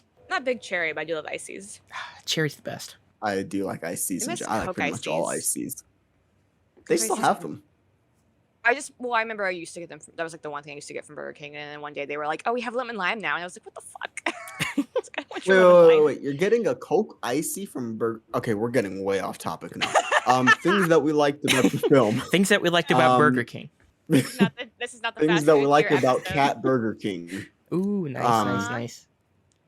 I'm sorry, Kat. I didn't mean to say that. I know that people have made that joke so many times, but And it Oh, was also, that just one, that's an very. that one I insult to actually you kind to of compare you to appreciate. Burger King. You're better than Burger King, Cat. That is an insult to you. You are I would better hope than Burger so. King. I would hope so. Cat is also better than Dear Evan Hansen. But the good things Ooh, that we liked damn. in Dear Evan Hansen, Sincerely Me was the only song that I actively enjoyed. It doesn't fit with the story at all, and it's really dark and messed up when you think about the context of everything that's happening in there. So even that doesn't fully work. But Sincerely Me is good, and I actually like the supporting cast, mainly Caitlin Dever as Zoe Murphy, who's Connor Murphy's sister, and I forget his name, but something Pino, who plays Manny. Connor's stepfather in the film. Other than that, there is pretty much nothing else that I can say that I actively enjoyed about the film. So that's pretty much where I will leave my thoughts. Nick. So once again, we're kind of the same here. That Sincerely Me, the song that you mentioned, that was the one time that I felt like the movie actually had some personality and some vibrance, and it actually felt like it had some energy. Because most of the movie doesn't feel like a musical in the sense that there's not a lot of color going on. There's not a lot of movement, not a lot of kinetic energy throughout the entire movie. A lot of the musical numbers aren't even numbers. They're just people sitting or standing in rooms and then singing at each other or just singing to themselves. Sincerely Me, I felt like actually picked the energy up a little bit. It felt like a musical for the first and only time, at least to me, in the sense of how I enjoy musicals. But like you said, when you actually put it in context, it sort of falls apart, at least to me, because they're literally putting words into a dead person's mouth, and you're seeing it play out on screen. He'll have a couple of words or phrases, and then they'll fix it, and then they'll revise it, and then he'll say the new revised words that they've written down, and they're literally putting words into the dead guy's mouth, and that just rubbed me the wrong way. But the actual sequence itself is fun, and the rest of the movie is deadly serious for the most part and doesn't really have fun with itself. Not that you should have fun with something that deals with subject matter like this, but it just brings a little bit of energy that I wish the movie had more of. Other than that, you mentioned Caitlin Dever. She's the one performance that I could say that I really enjoyed. I didn't feel too strongly about Ben Platt either way. I don't think he was terrible or anything, but I didn't feel like he gave a strong enough performance to fit the bill of we needed him in this role to get this movie made, which was sort of the narrative that they had when they were coming out with the movie. Certainly didn't feel like he rose up to that level. I was disappointed with Julianne Moore and Amy Adams, who I'm both usually big fans of. I don't like that it feels like movies like this are what Amy Adams is doing more and more of. I think she's better than material like this. And I really hope she gets her Oscar soon so she stops doing stuff like this. That's my overall feeling on the performances. There's a couple okay ones. Caitlin Dever, I would say, is really good, and then the father, like you said, I like his performance, but otherwise, just a lot of it just didn't work for me in that regard. I can certainly see everybody's issues. Sincerely Me, I loved. I will say again, I've said in the past, and when I called into Wingers to tell Brian to shut up, I certainly don't. It's a tricky thing of I don't condone any of Evan's behavior. Like it's obviously not a good situation, and I do believe he should face repercussions for it. But it's one of those tricky things where, to a certain degree, while admitting that it's bad behavior, I also overall feel for him, just like I feel for all the characters. I do, even though he shouldn't be lying to the family, I do appreciate that he's trying to give them happy thoughts about their son that was so troubled. It all falls to shit, and like, yes, it's not the best way to do it, but I do appreciate, like at least in that song, that he's like trying to show son potentially in a good light. I didn't love Julianne Moore's performance, and I enjoyed Amy Adams a little bit more, but with those two, it was just one of those things where you watch it and you can't really get lost in the character. I'm just like, oh, I'm watching Amy Adams play this part, and I had better luck with most of the other actors kind of forgetting who they actually are and being like they're this character. And with those two, I was just like, neither of them were bad per se. It just very much felt like I'm watching this actor do their job. I thought Caitlin was great. I loved her performance in Requiem. I thought Amanda playing Alana was great. I think his name is Nick. I can't remember his last name. He's the one actor I don't know Nick as well. Dodani. There we go. He was great. Colton Ryan, who actually is from the Broadway show. I believe he was a standby. He went on for Jared, Connor, and Evan.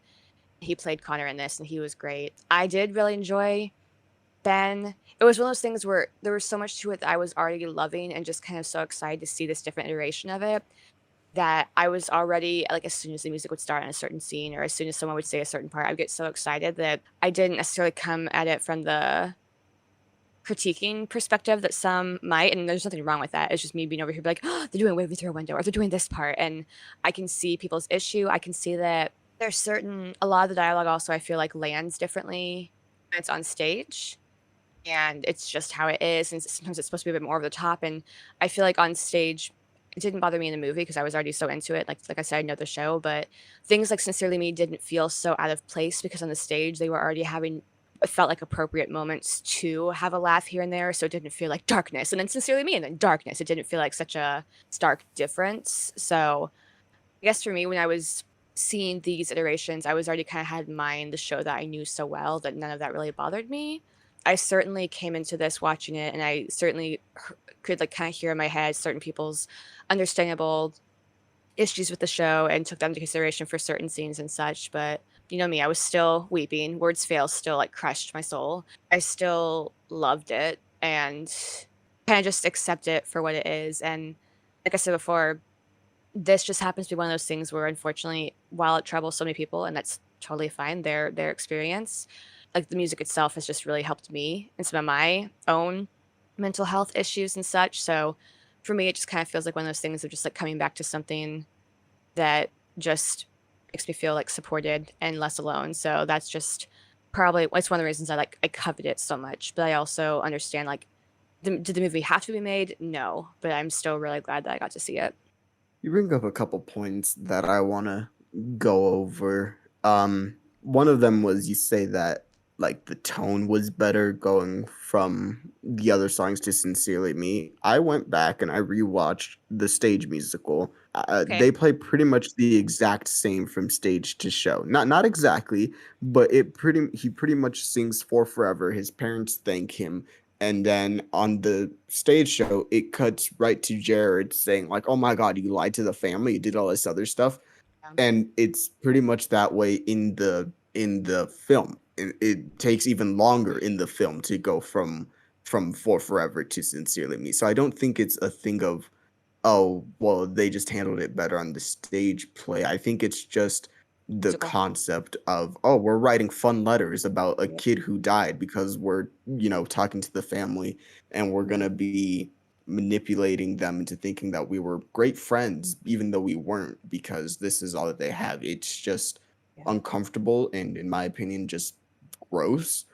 And talking about the music in general, I don't know if you felt this, Nick, but so much of it just felt very hollow to me. It felt sort of like, especially You Will Be Found, it just felt sort of like, you're feeling sad, well, someone will come around. And it's just kind of weird that that's the main like song that they're pushing is, oh, someone will come around and you'll be happy. And it's like, no, that's not what mental illness, what mental health is about. It's not just that a person's going to come and notice you and you'll be fine. There's a lot more to it. And that's kind of what irks me about this, is that it tries to portray itself as like being like, oh, we're all for mental illness, but there's so many things that just don't work for it and work against it in that regard. I don't know if you have that same feeling, Nick.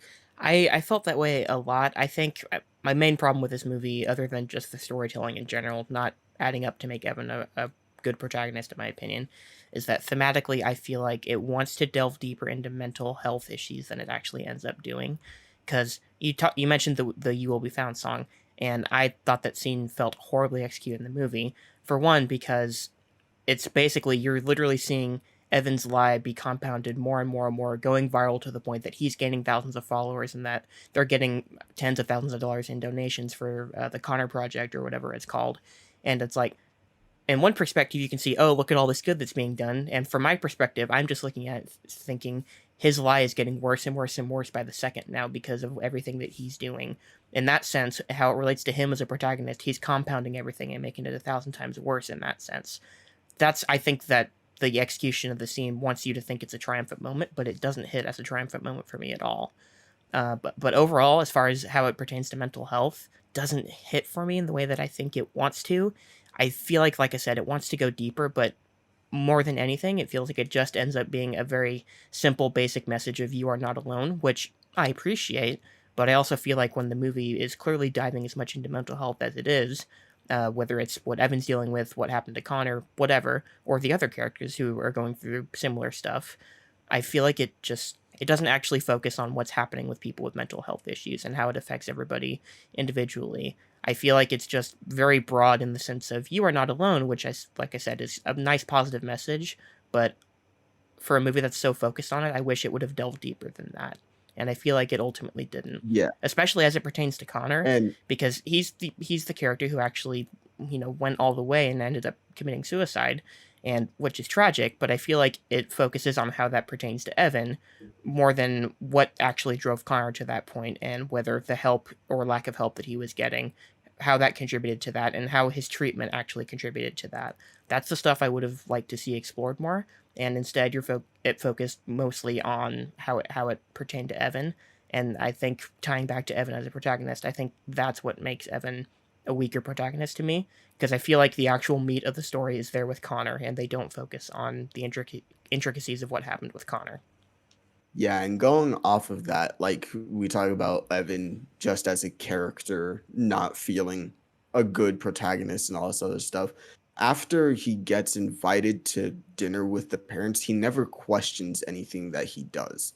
There's never a moment where he sits and questions anything that happens. Once he gets to that dinner scene, he's just in it for the long run. He never thinks like, oh, maybe I shouldn't write the letters to Connor's parents. Maybe I shouldn't start a foundation for someone that I didn't know. Maybe I shouldn't speak about this person that I didn't know. So much of it is just, this is going to help me in the long run. At least that's the way that it was portrayed. So much of it just was what's going to help Evan, not what is best for people in the end. And that's something that also came up through discourse with other people, was the way that they portray therapy in the film. We never see the therapist, so we don't actually know what's, I don't want to say like what's going on with him, but we don't know what his relationship with his therapist is and how it is or isn't helping him, other than what we see in the film, which is write a letter to yourself because you need to have positive words of affirmation, which I don't know if that does or doesn't help people, but it is a way to go about it. But on top of that, so much of what the film shows of therapy is find something that's going to make you happy. And I just don't feel like that's what therapy is. I feel like so much of it is working through your issues and your relationships with other people to get to a place where you can be sort of better. Not just, oh, write something that's going to get you happy for this amount of time, or do something that's going to get you happy. I feel like so much of it should be more focused on how can your surroundings affect what you're going through. And so much of what Evan does in the film is just, well, I have this now, I have that now, and I didn't have these things before. Like Words Fail is all about, I didn't have this girl that would see me. I didn't have a father that loved me. I didn't have a mother who was always there, and I wanted this, so I just took it essentially.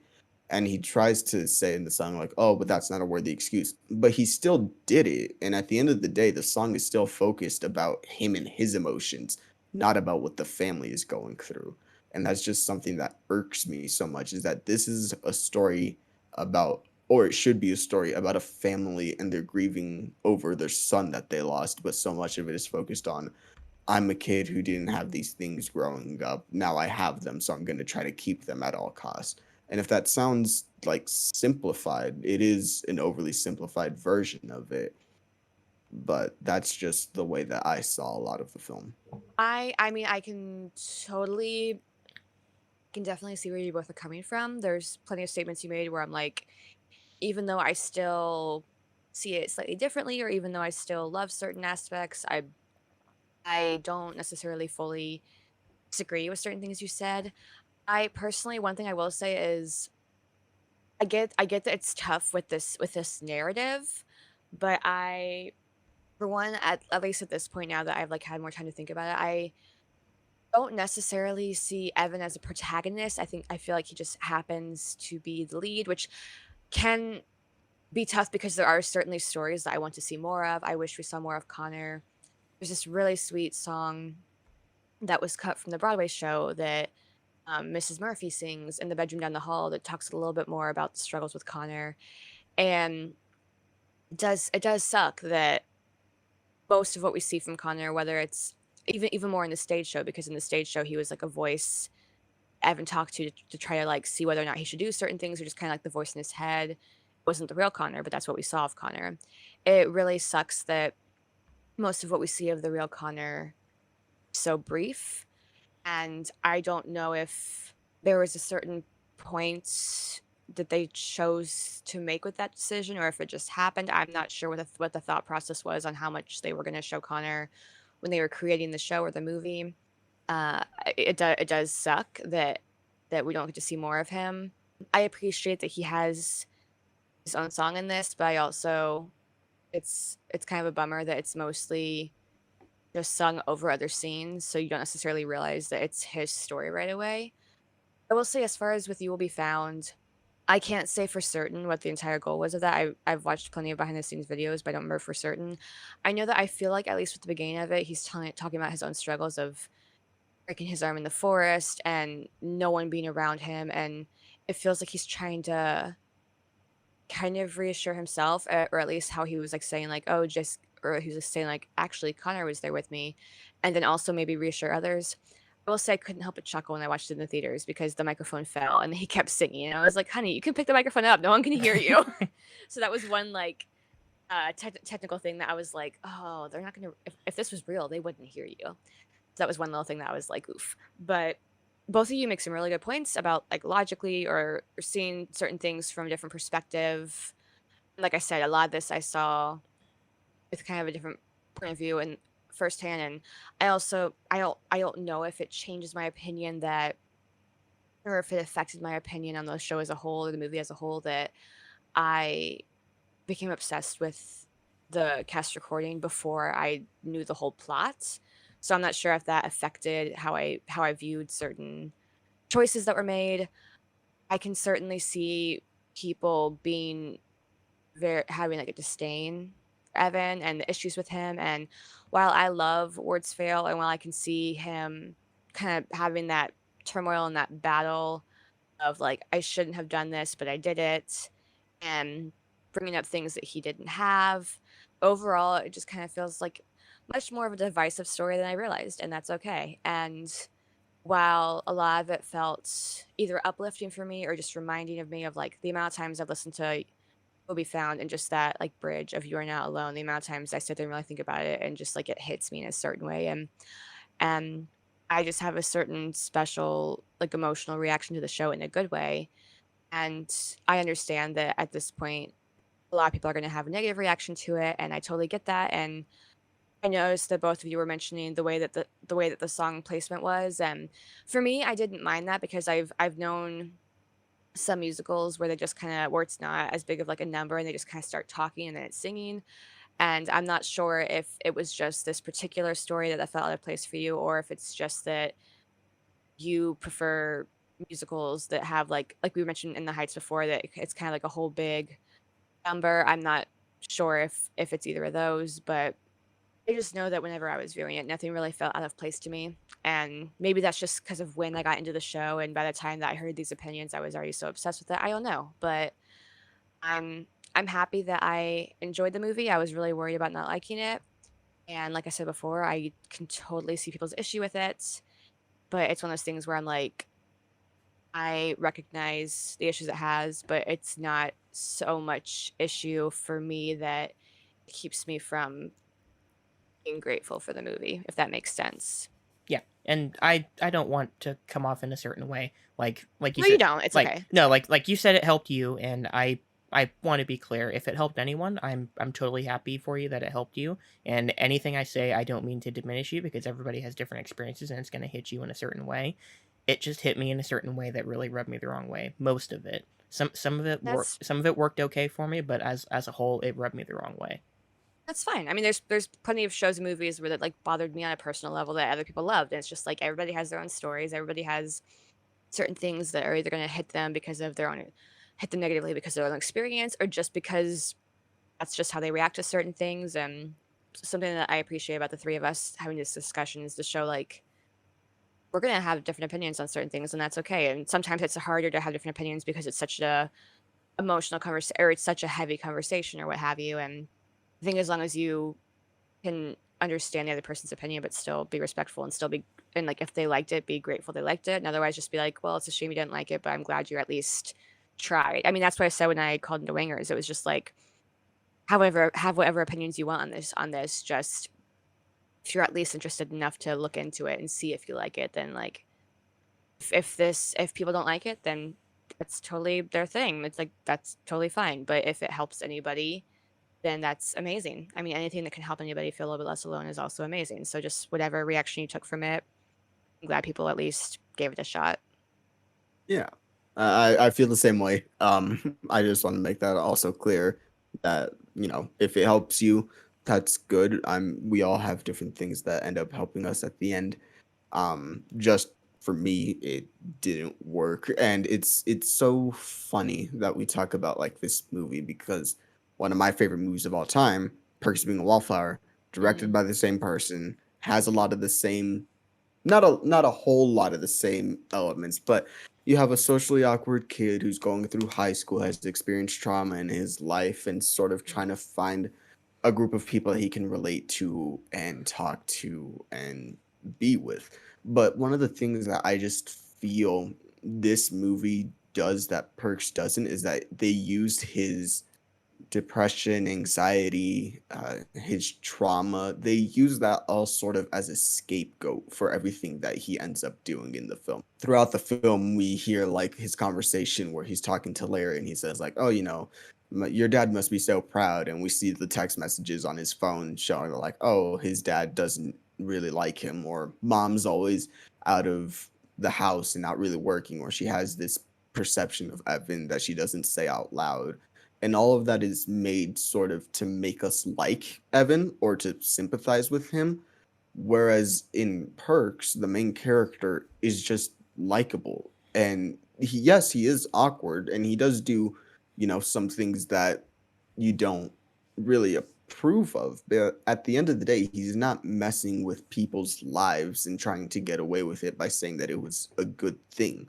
A lot of what he does genuinely felt real to me. I don't feel like all of us have had that sort of moment where you're asked like, "Oh, do you like this person more than this person?" and you sort of end up having to confess the truth and then a bunch of things spiral from there. But Mhm. that's way more realistic and relatable than lying to a family saying that you knew their son who committed suicide. And that's one of the things that just from pretty much from the get-go just takes me out of the film from liking this protagonist. And he is the protagonist. He is the main character of the film that we are supposed to root for at the end of the day. We are supposed to root for Evan to get better by the end of the film ultimately.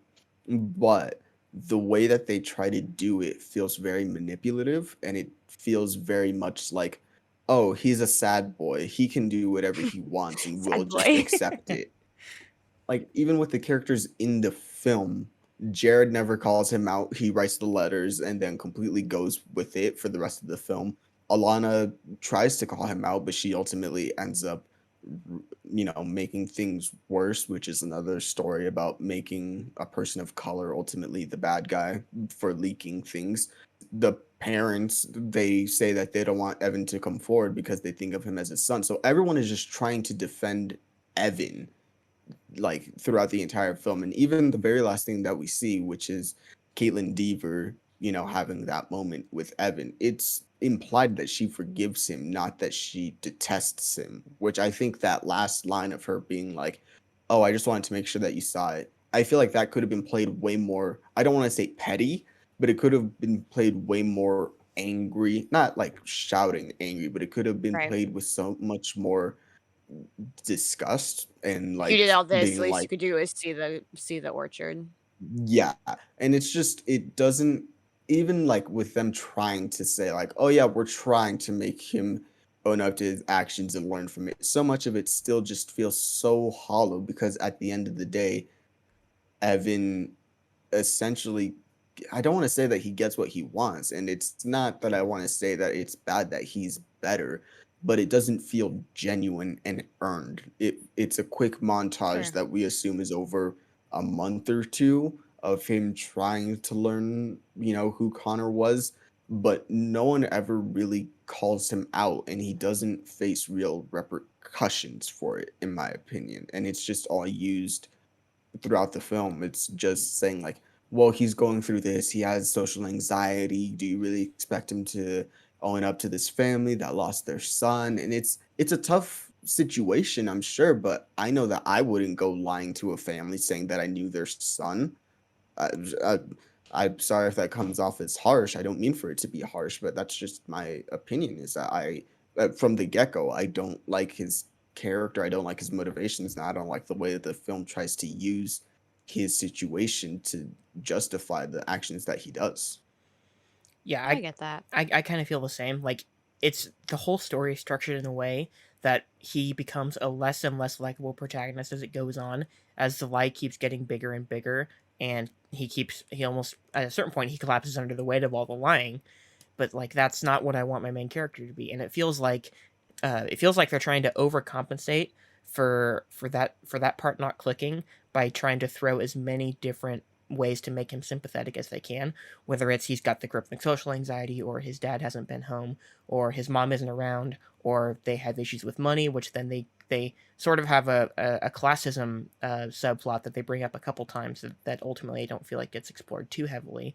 But they have all these different things that feels like they're there to make you sympathetic for him, which I would be on the surface, but again, that's out of context. In the context of the movie, I'm ultimately not sympathetic for him because he feels like, and I don't mean to be morbid when I say this or anything, but it feels like he keeps digging his own grave deeper and deeper. And at a certain point, like maybe in the first scene, I did feel somewhat sympathetic for him, because if you have social anxiety to the crippling degree that he has, and you're in an awkward situation like that with people who are very sensitive at that particular point, you I don't know how I would handle that situation, but I feel like after that, I wouldn't keep doubling down on it, and that's where he loses me, and it just gets worse and worse as the movie goes on. And I feel like ultimately the way it's resolved is very surface level. Like, he's doing the bare minimum to say that he got to know Connor. He's seeing what his favorite books are and stuff like that. Like, that's little stuff, but I feel like, sort of going back to the point I was making about it, the movie not delving deep enough into mental health issues, it sort of feels like it's just doing the bare minimum, and that's the stuff that bugs me. And I feel like that's supposed to be what redeems him as a protagonist if you're in the situation like me where you didn't like him, and I don't think it's enough to do it. Yeah, and it doesn't help that like the story came from someone who Pasek and Paul, the songwriters, they knew. Well, they didn't. I don't know if they knew, but there was someone in their class, their grade, when they were in school, who had done an overdose, and they saw all the teenagers that were just sort of like taking that moment to pretend that they knew someone and trying to build a story off of that. But because your main character is a person that does all of that, it makes the rest of the story completely unlikable. And you were saying that like it does the bare minimum to show that he's grown or that he knew Connor or anything like that. And so much of that just falls so hollow a lot because the performance isn't like, in my opinion, it's not good. Like he's a talented person, Ben Platt is. He's a good singer and I've seen him do good acting, but this performance was very much staged and so much just overdone because when you're on the stage you have to essentially overact versus with a theater you're supposed to be a lot more low key. So the performance that he was doing with a lot of the big ticks and the big anxiety or social awkwardness things, the Naruto run for one, oh my god, that Naruto run. It's it's that kind of like thing bothers me. And you talk about you you like saying like I feel sorry for him at the beginning, but like after a certain point you just don't. I feel like so much of that is because we don't get a sense that this is an innocent kid because we see Ben Platt as a 27-year-old and the makeup and all that other stuff and the controversy and him just looking older. We don't get that sense that he's a young, naive kid. If it were someone like Andrew Bart Feldman who played him on Broadway, it would have been more believable because he looks younger. He looks like he's an inexperienced person, whereas Ben Platt doesn't. And a lot of the film tries to make you think that he's a young, inexperienced person. The posture that he has, some of the mannerisms that he does, trying to, say that he's a high school and all this other stuff. And I'm not saying that, I'm not like making the whole like, oh, Ben Platt is too old for this character or anything like that. But I don't think that he's the right choice for a film version where everyone else is doing a film performance and he is doing the Broadway performance, because it takes you out of it and you don't get that sense that he's a genuine innocent kid that's in a tough situation.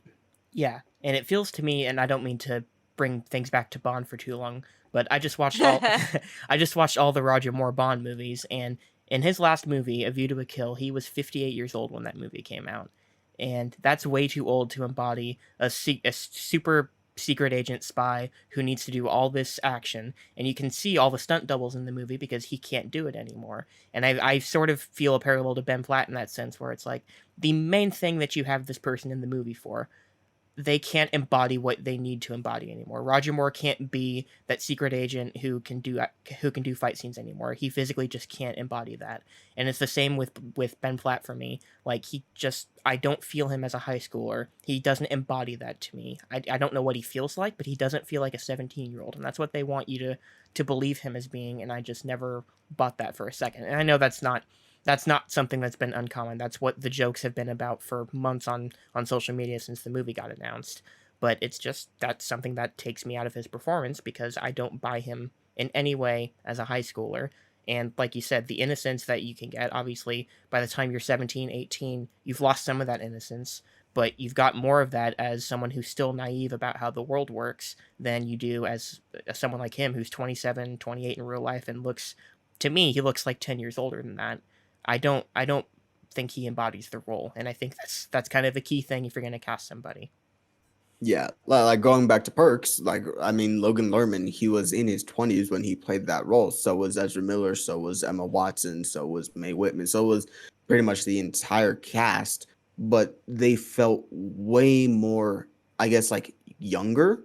And I feel like that's one of the things that this just doesn't have. It doesn't have youthful energy. And it's weird to say, like, oh, it doesn't have youthful energy when you're talking about a serious story about someone who committed suicide and the lies that come with that. But there's a youthful innocence to Perks that Logan Lerman and Ezra Miller and Emma Watson get across so well that that this film doesn't. And maybe like we were saying, it does all come down to casting, because Logan Lerman and Ben Platt play, in my opinion, very similar characters on the surface. Yeah. They are both socially awkward. They don't have a whole lot of friends and all this other stuff.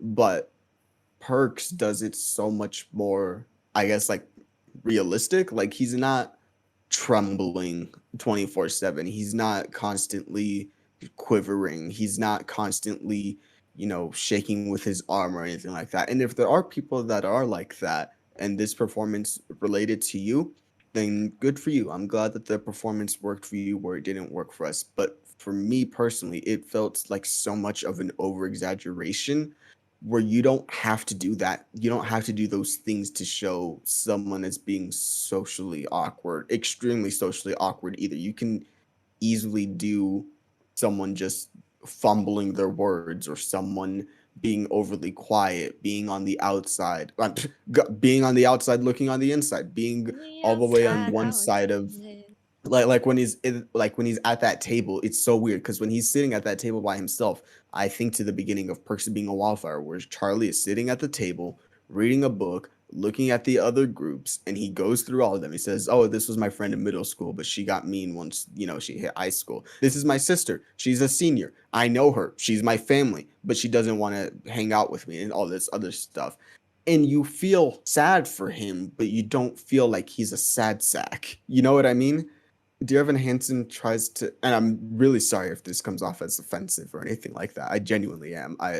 I'm just saying, like, Dear Evan Hansen tries to portray Evan as a sad character rather than someone that you should feel sad for, if that makes any sense. Yeah, like I said, it feels like they're overcompensating, trying to make you sympathetic for him, and it didn't work for me. It sounds like it definitely didn't work for you either. Yeah. Kat, we've been talking for a long time. Thoughts? Yeah, I will say, like, I think Andrew Barth Feldman would have been great in it. I do see what you mean, and like I said, I think part of the reason that it didn't phase me as much is because I was just like, "Ah, Ben Platt, I love you." So, like, as soon as he starts singing, I'm like, "It's happening." But, yeah, unfortunately, he does not look the correct age.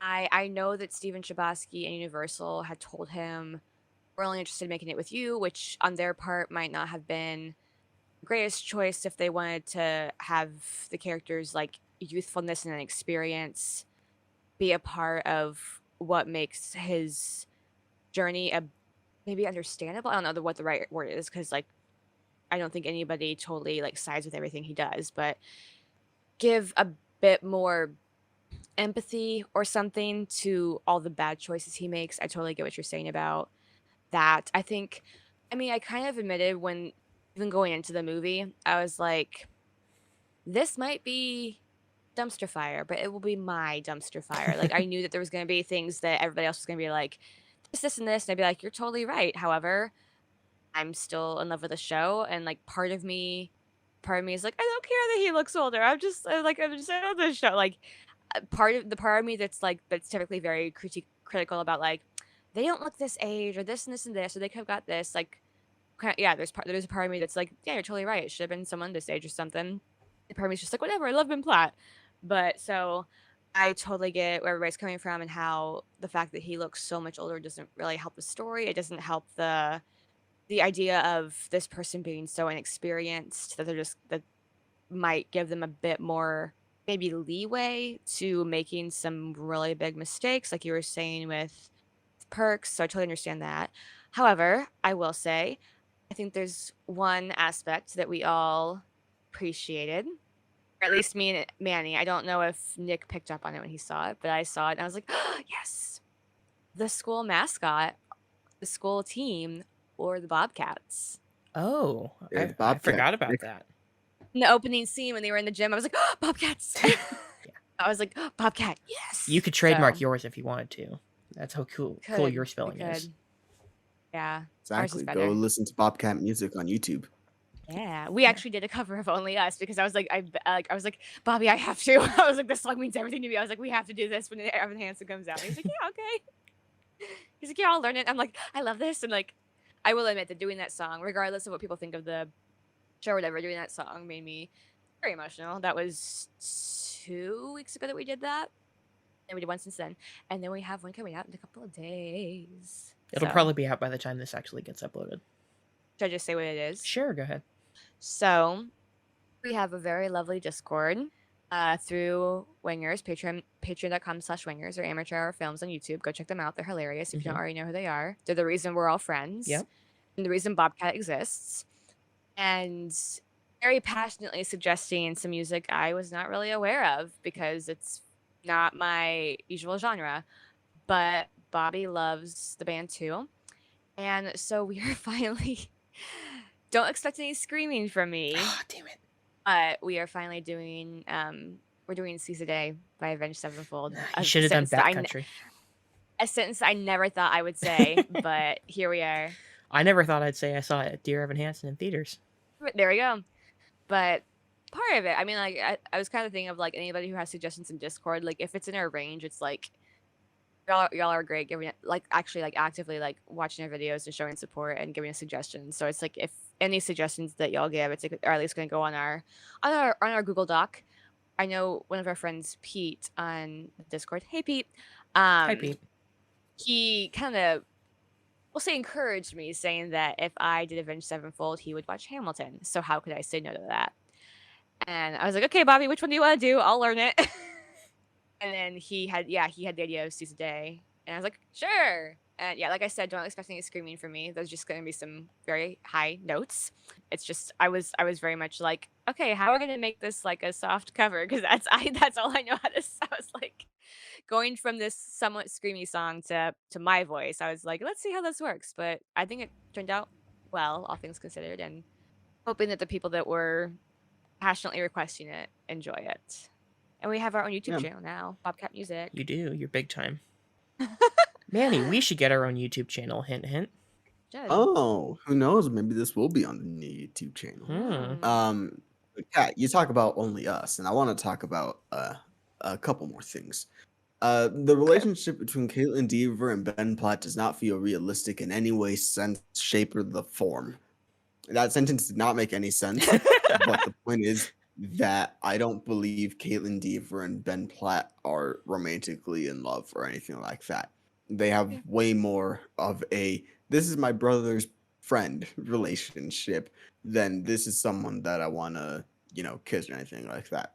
And that it doesn't help that the story is also kind of hinged on Caitlin Deaver's character Zoe, because the note that Evan writes is, like, oh, today's a bad day, but it's okay because there's Zoe. But I don't know her. I don't, haven't talked with her. She probably doesn't Mm. know me, not any of the other stuff. Mm. And kind of his, not like his motivation outright, but he does stay in the family because he wants to get closer to Zoe. And that song, if I could tell her, outside of context, it's a cute song. Like if it was about a guy trying to open up to a girl that he likes, and he's saying all these things that he notices about her, cool. But when it's a song from the perspective of a person's brother who committed suicide, who we know throughout the film was abusive to the sister, had issues, not that that makes him a bad character or anything like that, but the words that they're saying do not align with that character, and they're trying to speak as if the emotions that Evan has were the emotions that Connor has, is just kind of gross to me. Like that's the line that you don't cross. You don't cross a familial line. Like I've had plenty of friendships where as soon as someone says like, "Oh, I like your sister," like, "All right, cool, we can't be friends." That's just something that you can't do. Edge of 17. That's one of the main driving forces of that movie, is that Haley Steinfeld's best friend ends up getting together with Haley Steinfeld's brother in that film, and that's just a line that you don't cross. And I feel like, especially with someone who just lost their brother, and you're trying to slide into the DMs and Oh trying to get God. to know them, that just doesn't sit right with me. And it also doesn't help that Caitlin Deaver is into all of it for the most part. Like in the stage show, he kisses her and then like she pushes him away. She's like, "What are But you in the doing?" movie, she yeah, but in the movie, she leans in to kiss him, like she's the initiator, which I'm like, I'm sorry, but I just don't believe that that's how someone would act in that specific situation. And like I said, I don't think her and Ben Platt have romantic chemistry, and I don't buy that by the time that they start singing Only Us that she genuinely feels that way. It just feels like, oh, well, here's how the plot's supposed to go. Now let's get to Only Us. And it just doesn't work for me. I mean, at this point, I kind of feel like I'm gonna keep saying things I said before. All your opinions make sense. Maybe again, like it doesn't justify how twisted the story ends up being. I feel like maybe in the stage show they might have had some scene about like there's been some time in between scenes or something, because like in the stage show, like they kiss at the end of You Will Be Found, and then Only Us is the second song when they get back. So I can't remember if there's supposed to be a bit of a time gap. So in that one, it's more her saying like they've been together for a while and like just kind of talking about their relationship so far. So I don't know if that changes anything, but just like I said before, everything you're saying totally makes sense as far as why it comes across the wrong way. And like I said, at this point, I've just kind of accepted that this is my dumpster fire. I can totally see why people would be bothered by certain things.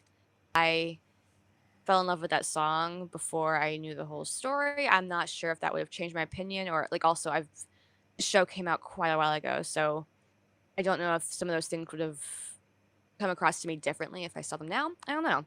But it's just kind of the same statements I was making before, is that I totally get all your issues with the show and with specific songs and with like Evan did this and Evan did this and they're with this and this isn't believable, and it makes absolute sense what you said. And I don't necessarily have anything to defend that other than just that, like, well, when certain parts, it's still, for whatever reason, moved me. And that's really, that's really all I can currently say on most of it is just that, like, it makes absolute sense why it made others feel like as you were saying, like gross or just like unbelievable or whatever. But I was just over here like, oh, they're doing this song. So that's just kind of my opinion on most of it at this point. I'm just like, yeah, well, I loved it. So I Yeah, respect your opinion, but this is me being like, my show. So it's just kind of, I feel like that's kind of where I'm at this point. it does kind of feel like with every new point that Manny or I make, it's we're going in circles now. Yeah, well, I was kind of hoping Cat's the like, Bobcat would be like a you're making segue good points, away. but I still liked it. And I'm like, okay. And another thing that fucking sucked. And then you said, you're making good points, but I still liked it. I mean, I feel like honestly, I was kind of hoping that Bobcat would be the segue away from it. And you brought it back. I'm like, okay, we can keep talking about it. Yeah, sure. I mean, at this point, basically, any issues you have with the show are completely valid, and I totally get why it's bothering people, especially, and it's bothering you too. And it's a very complicated thing, and I get why it's so divisive. And there's not anything that I necessarily wholeheartedly agree with. I might see different aspects from like how I felt when I saw it, or how certain songs hit me a certain way. So I might just feel a little bit differently on a personal level. But there's not anything that I'm like, no, you're wrong. So I feel like any discussions we will have about it are just kind of in the same way of like, totally see where you're coming from. Still love it, but totally get why you were like disturbed by it. Yeah, and I guess one thing I think we might have mentioned it on the last episode that is now unlost, but I'll bring it up again. An issue I had with it, and this isn't as an adaptation necessarily, but translating from the stage to on screen, I was curious, especially since it's a musical, how it would feel aesthetically, and I was really disappointed in that regard because I feel like especially the color palette's very drab pretty much throughout the whole movie. It doesn't have, like I said earlier, it doesn't have much energy to it. There doesn't feel like there's much life to it, whether it's the drab colors or the production design. It feels like there's just not a lot of style or flair to this movie, and I think that sort of detracts from it quite a bit. I don't know, Manny, you're kind of, I mean, you're in film school. You kind of see things in the way that I do in that sense. Did you feel the same way? I feel like this is one of those stories that I think it works better on a stage because of you being confined to specific areas. So you accept that things won't look the way like not every set is going to be bombastic or anything like that. It's not going to be like Moulin Rouge or Chicago or even Hamilton. It's not going to be like that. But you understand that the story itself is low scale. So being in a theater helps that out. And the way that they did it on the theater, in my Oh, opinion, was better. They used technology and they used social media way more in love that the lighting. stage play. At least at the end of Waving Through a Window, I loved the way they did that. Like right after his like, will I ever make a sound? I'm not saying it's fantastic. Just the whatever they did. It's like me also listening to harmonies. Like it could be very simple, and I'm just like, what's happening? Yeah, the lighting and the set dressing and all that stuff, I think works better on a stage because you are limited and that's more believable that like, oh, this is probably what you would, look like a house, or this is probably the way that this song would, work out. You're on a stage, you're not a film where you have endless possibilities about things that you can do. Whereas in the film, so much of it is just modern, bland. I'm gonna say it. It's just modern white people shit. Like it's just like it's so like I don't want to say like you guys don't have like style or taste or anything We like don't. that, but like I'm when you not think of like arguing. when you think of like white people, like I don't know, like when I think about white people, this is kind of like the movie that I think of. This is that version of high school that I never had. Like I didn't have lockers or cars and buses coming up at the same time. I didn't have that theater or that library or anything like that. That wasn't my high school experience. I never went to houses that looked like the Murphys and Neither did all that I. other stuff. But like this is just like that overly, I don't want to say like simplified, but like romanticized version of life. But it's just so dull. It all just falls hollow. It doesn't have any life or purpose or energy or something. It's just very gray. It's very muted. It's very low key.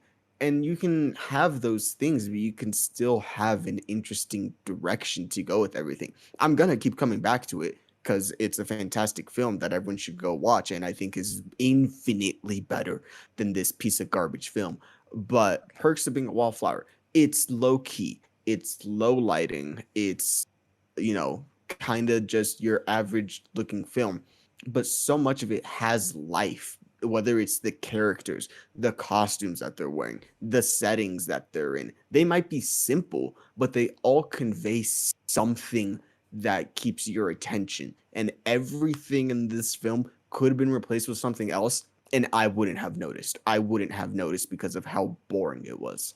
Now, this looks like a Netflix movie that they turned the desaturation on to -10. That's what it looks like to me, aesthetically, pretty much the entire way through. And for the record, I grew up in a very white town, and that was what our high school looked like. And there were a lot of people in my town in particular that had houses like that. I did not. That was all I What had did to I say. tell you?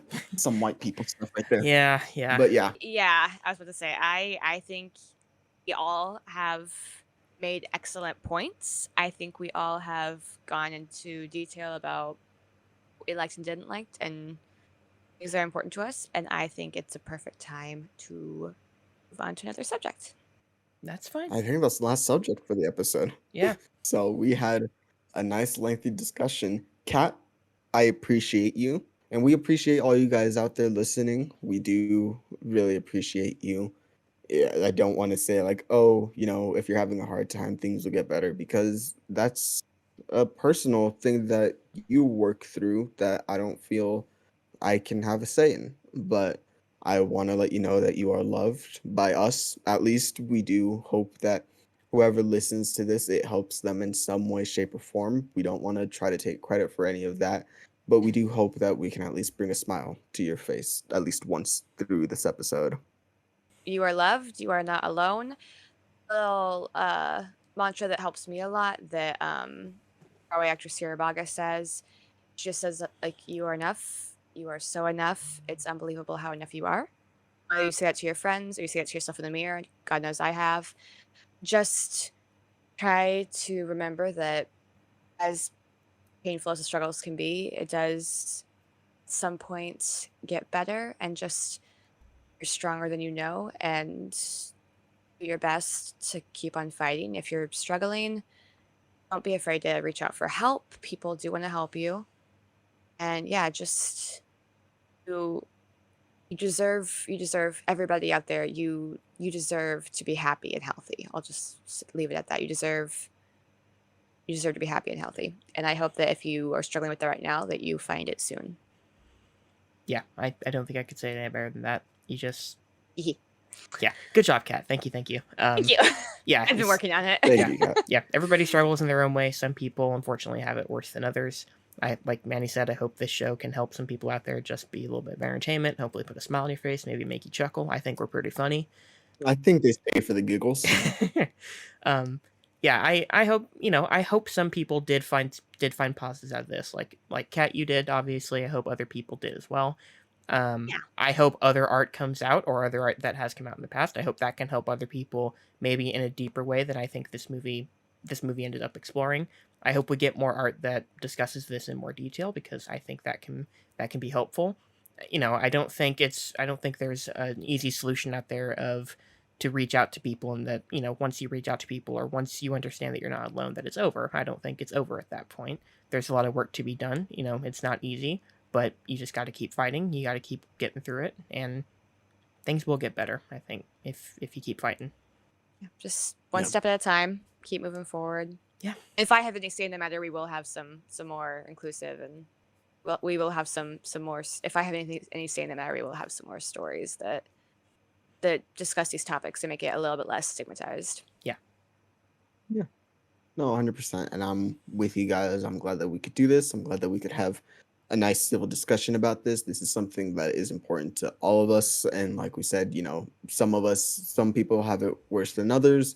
Some of us can't, imagine what other people have to go through, but we are trying, and we do want to break that stigma of getting help being a bad thing. If you do feel sometimes alone, or you are feeling certain tendencies, please do not be afraid to go and seek some help. If it's confiding in your friend, your family, if it's confiding with a professional, we recommend any of those things that'll help you. And before we go, I do have a quote that I do want to say. It's from Stephen Chbosky, Perks of Being a Wallflower. Great book, great film. I recommend it entirely. But the quote says, "So I guess we are who we are for a lot of reasons, and maybe we'll never know most of them. But even if we don't have the power to choose where we come from, we can still choose where we go from there. We can still do things, and we can try to feel okay about them." And that's pretty much where I Yeah. want to leave it, is that there are a lot of things, there are a lot of situations that people will come from, um, but trying some of the things that might, make you feel a little bit better. That's, in my opinion, that's one good step.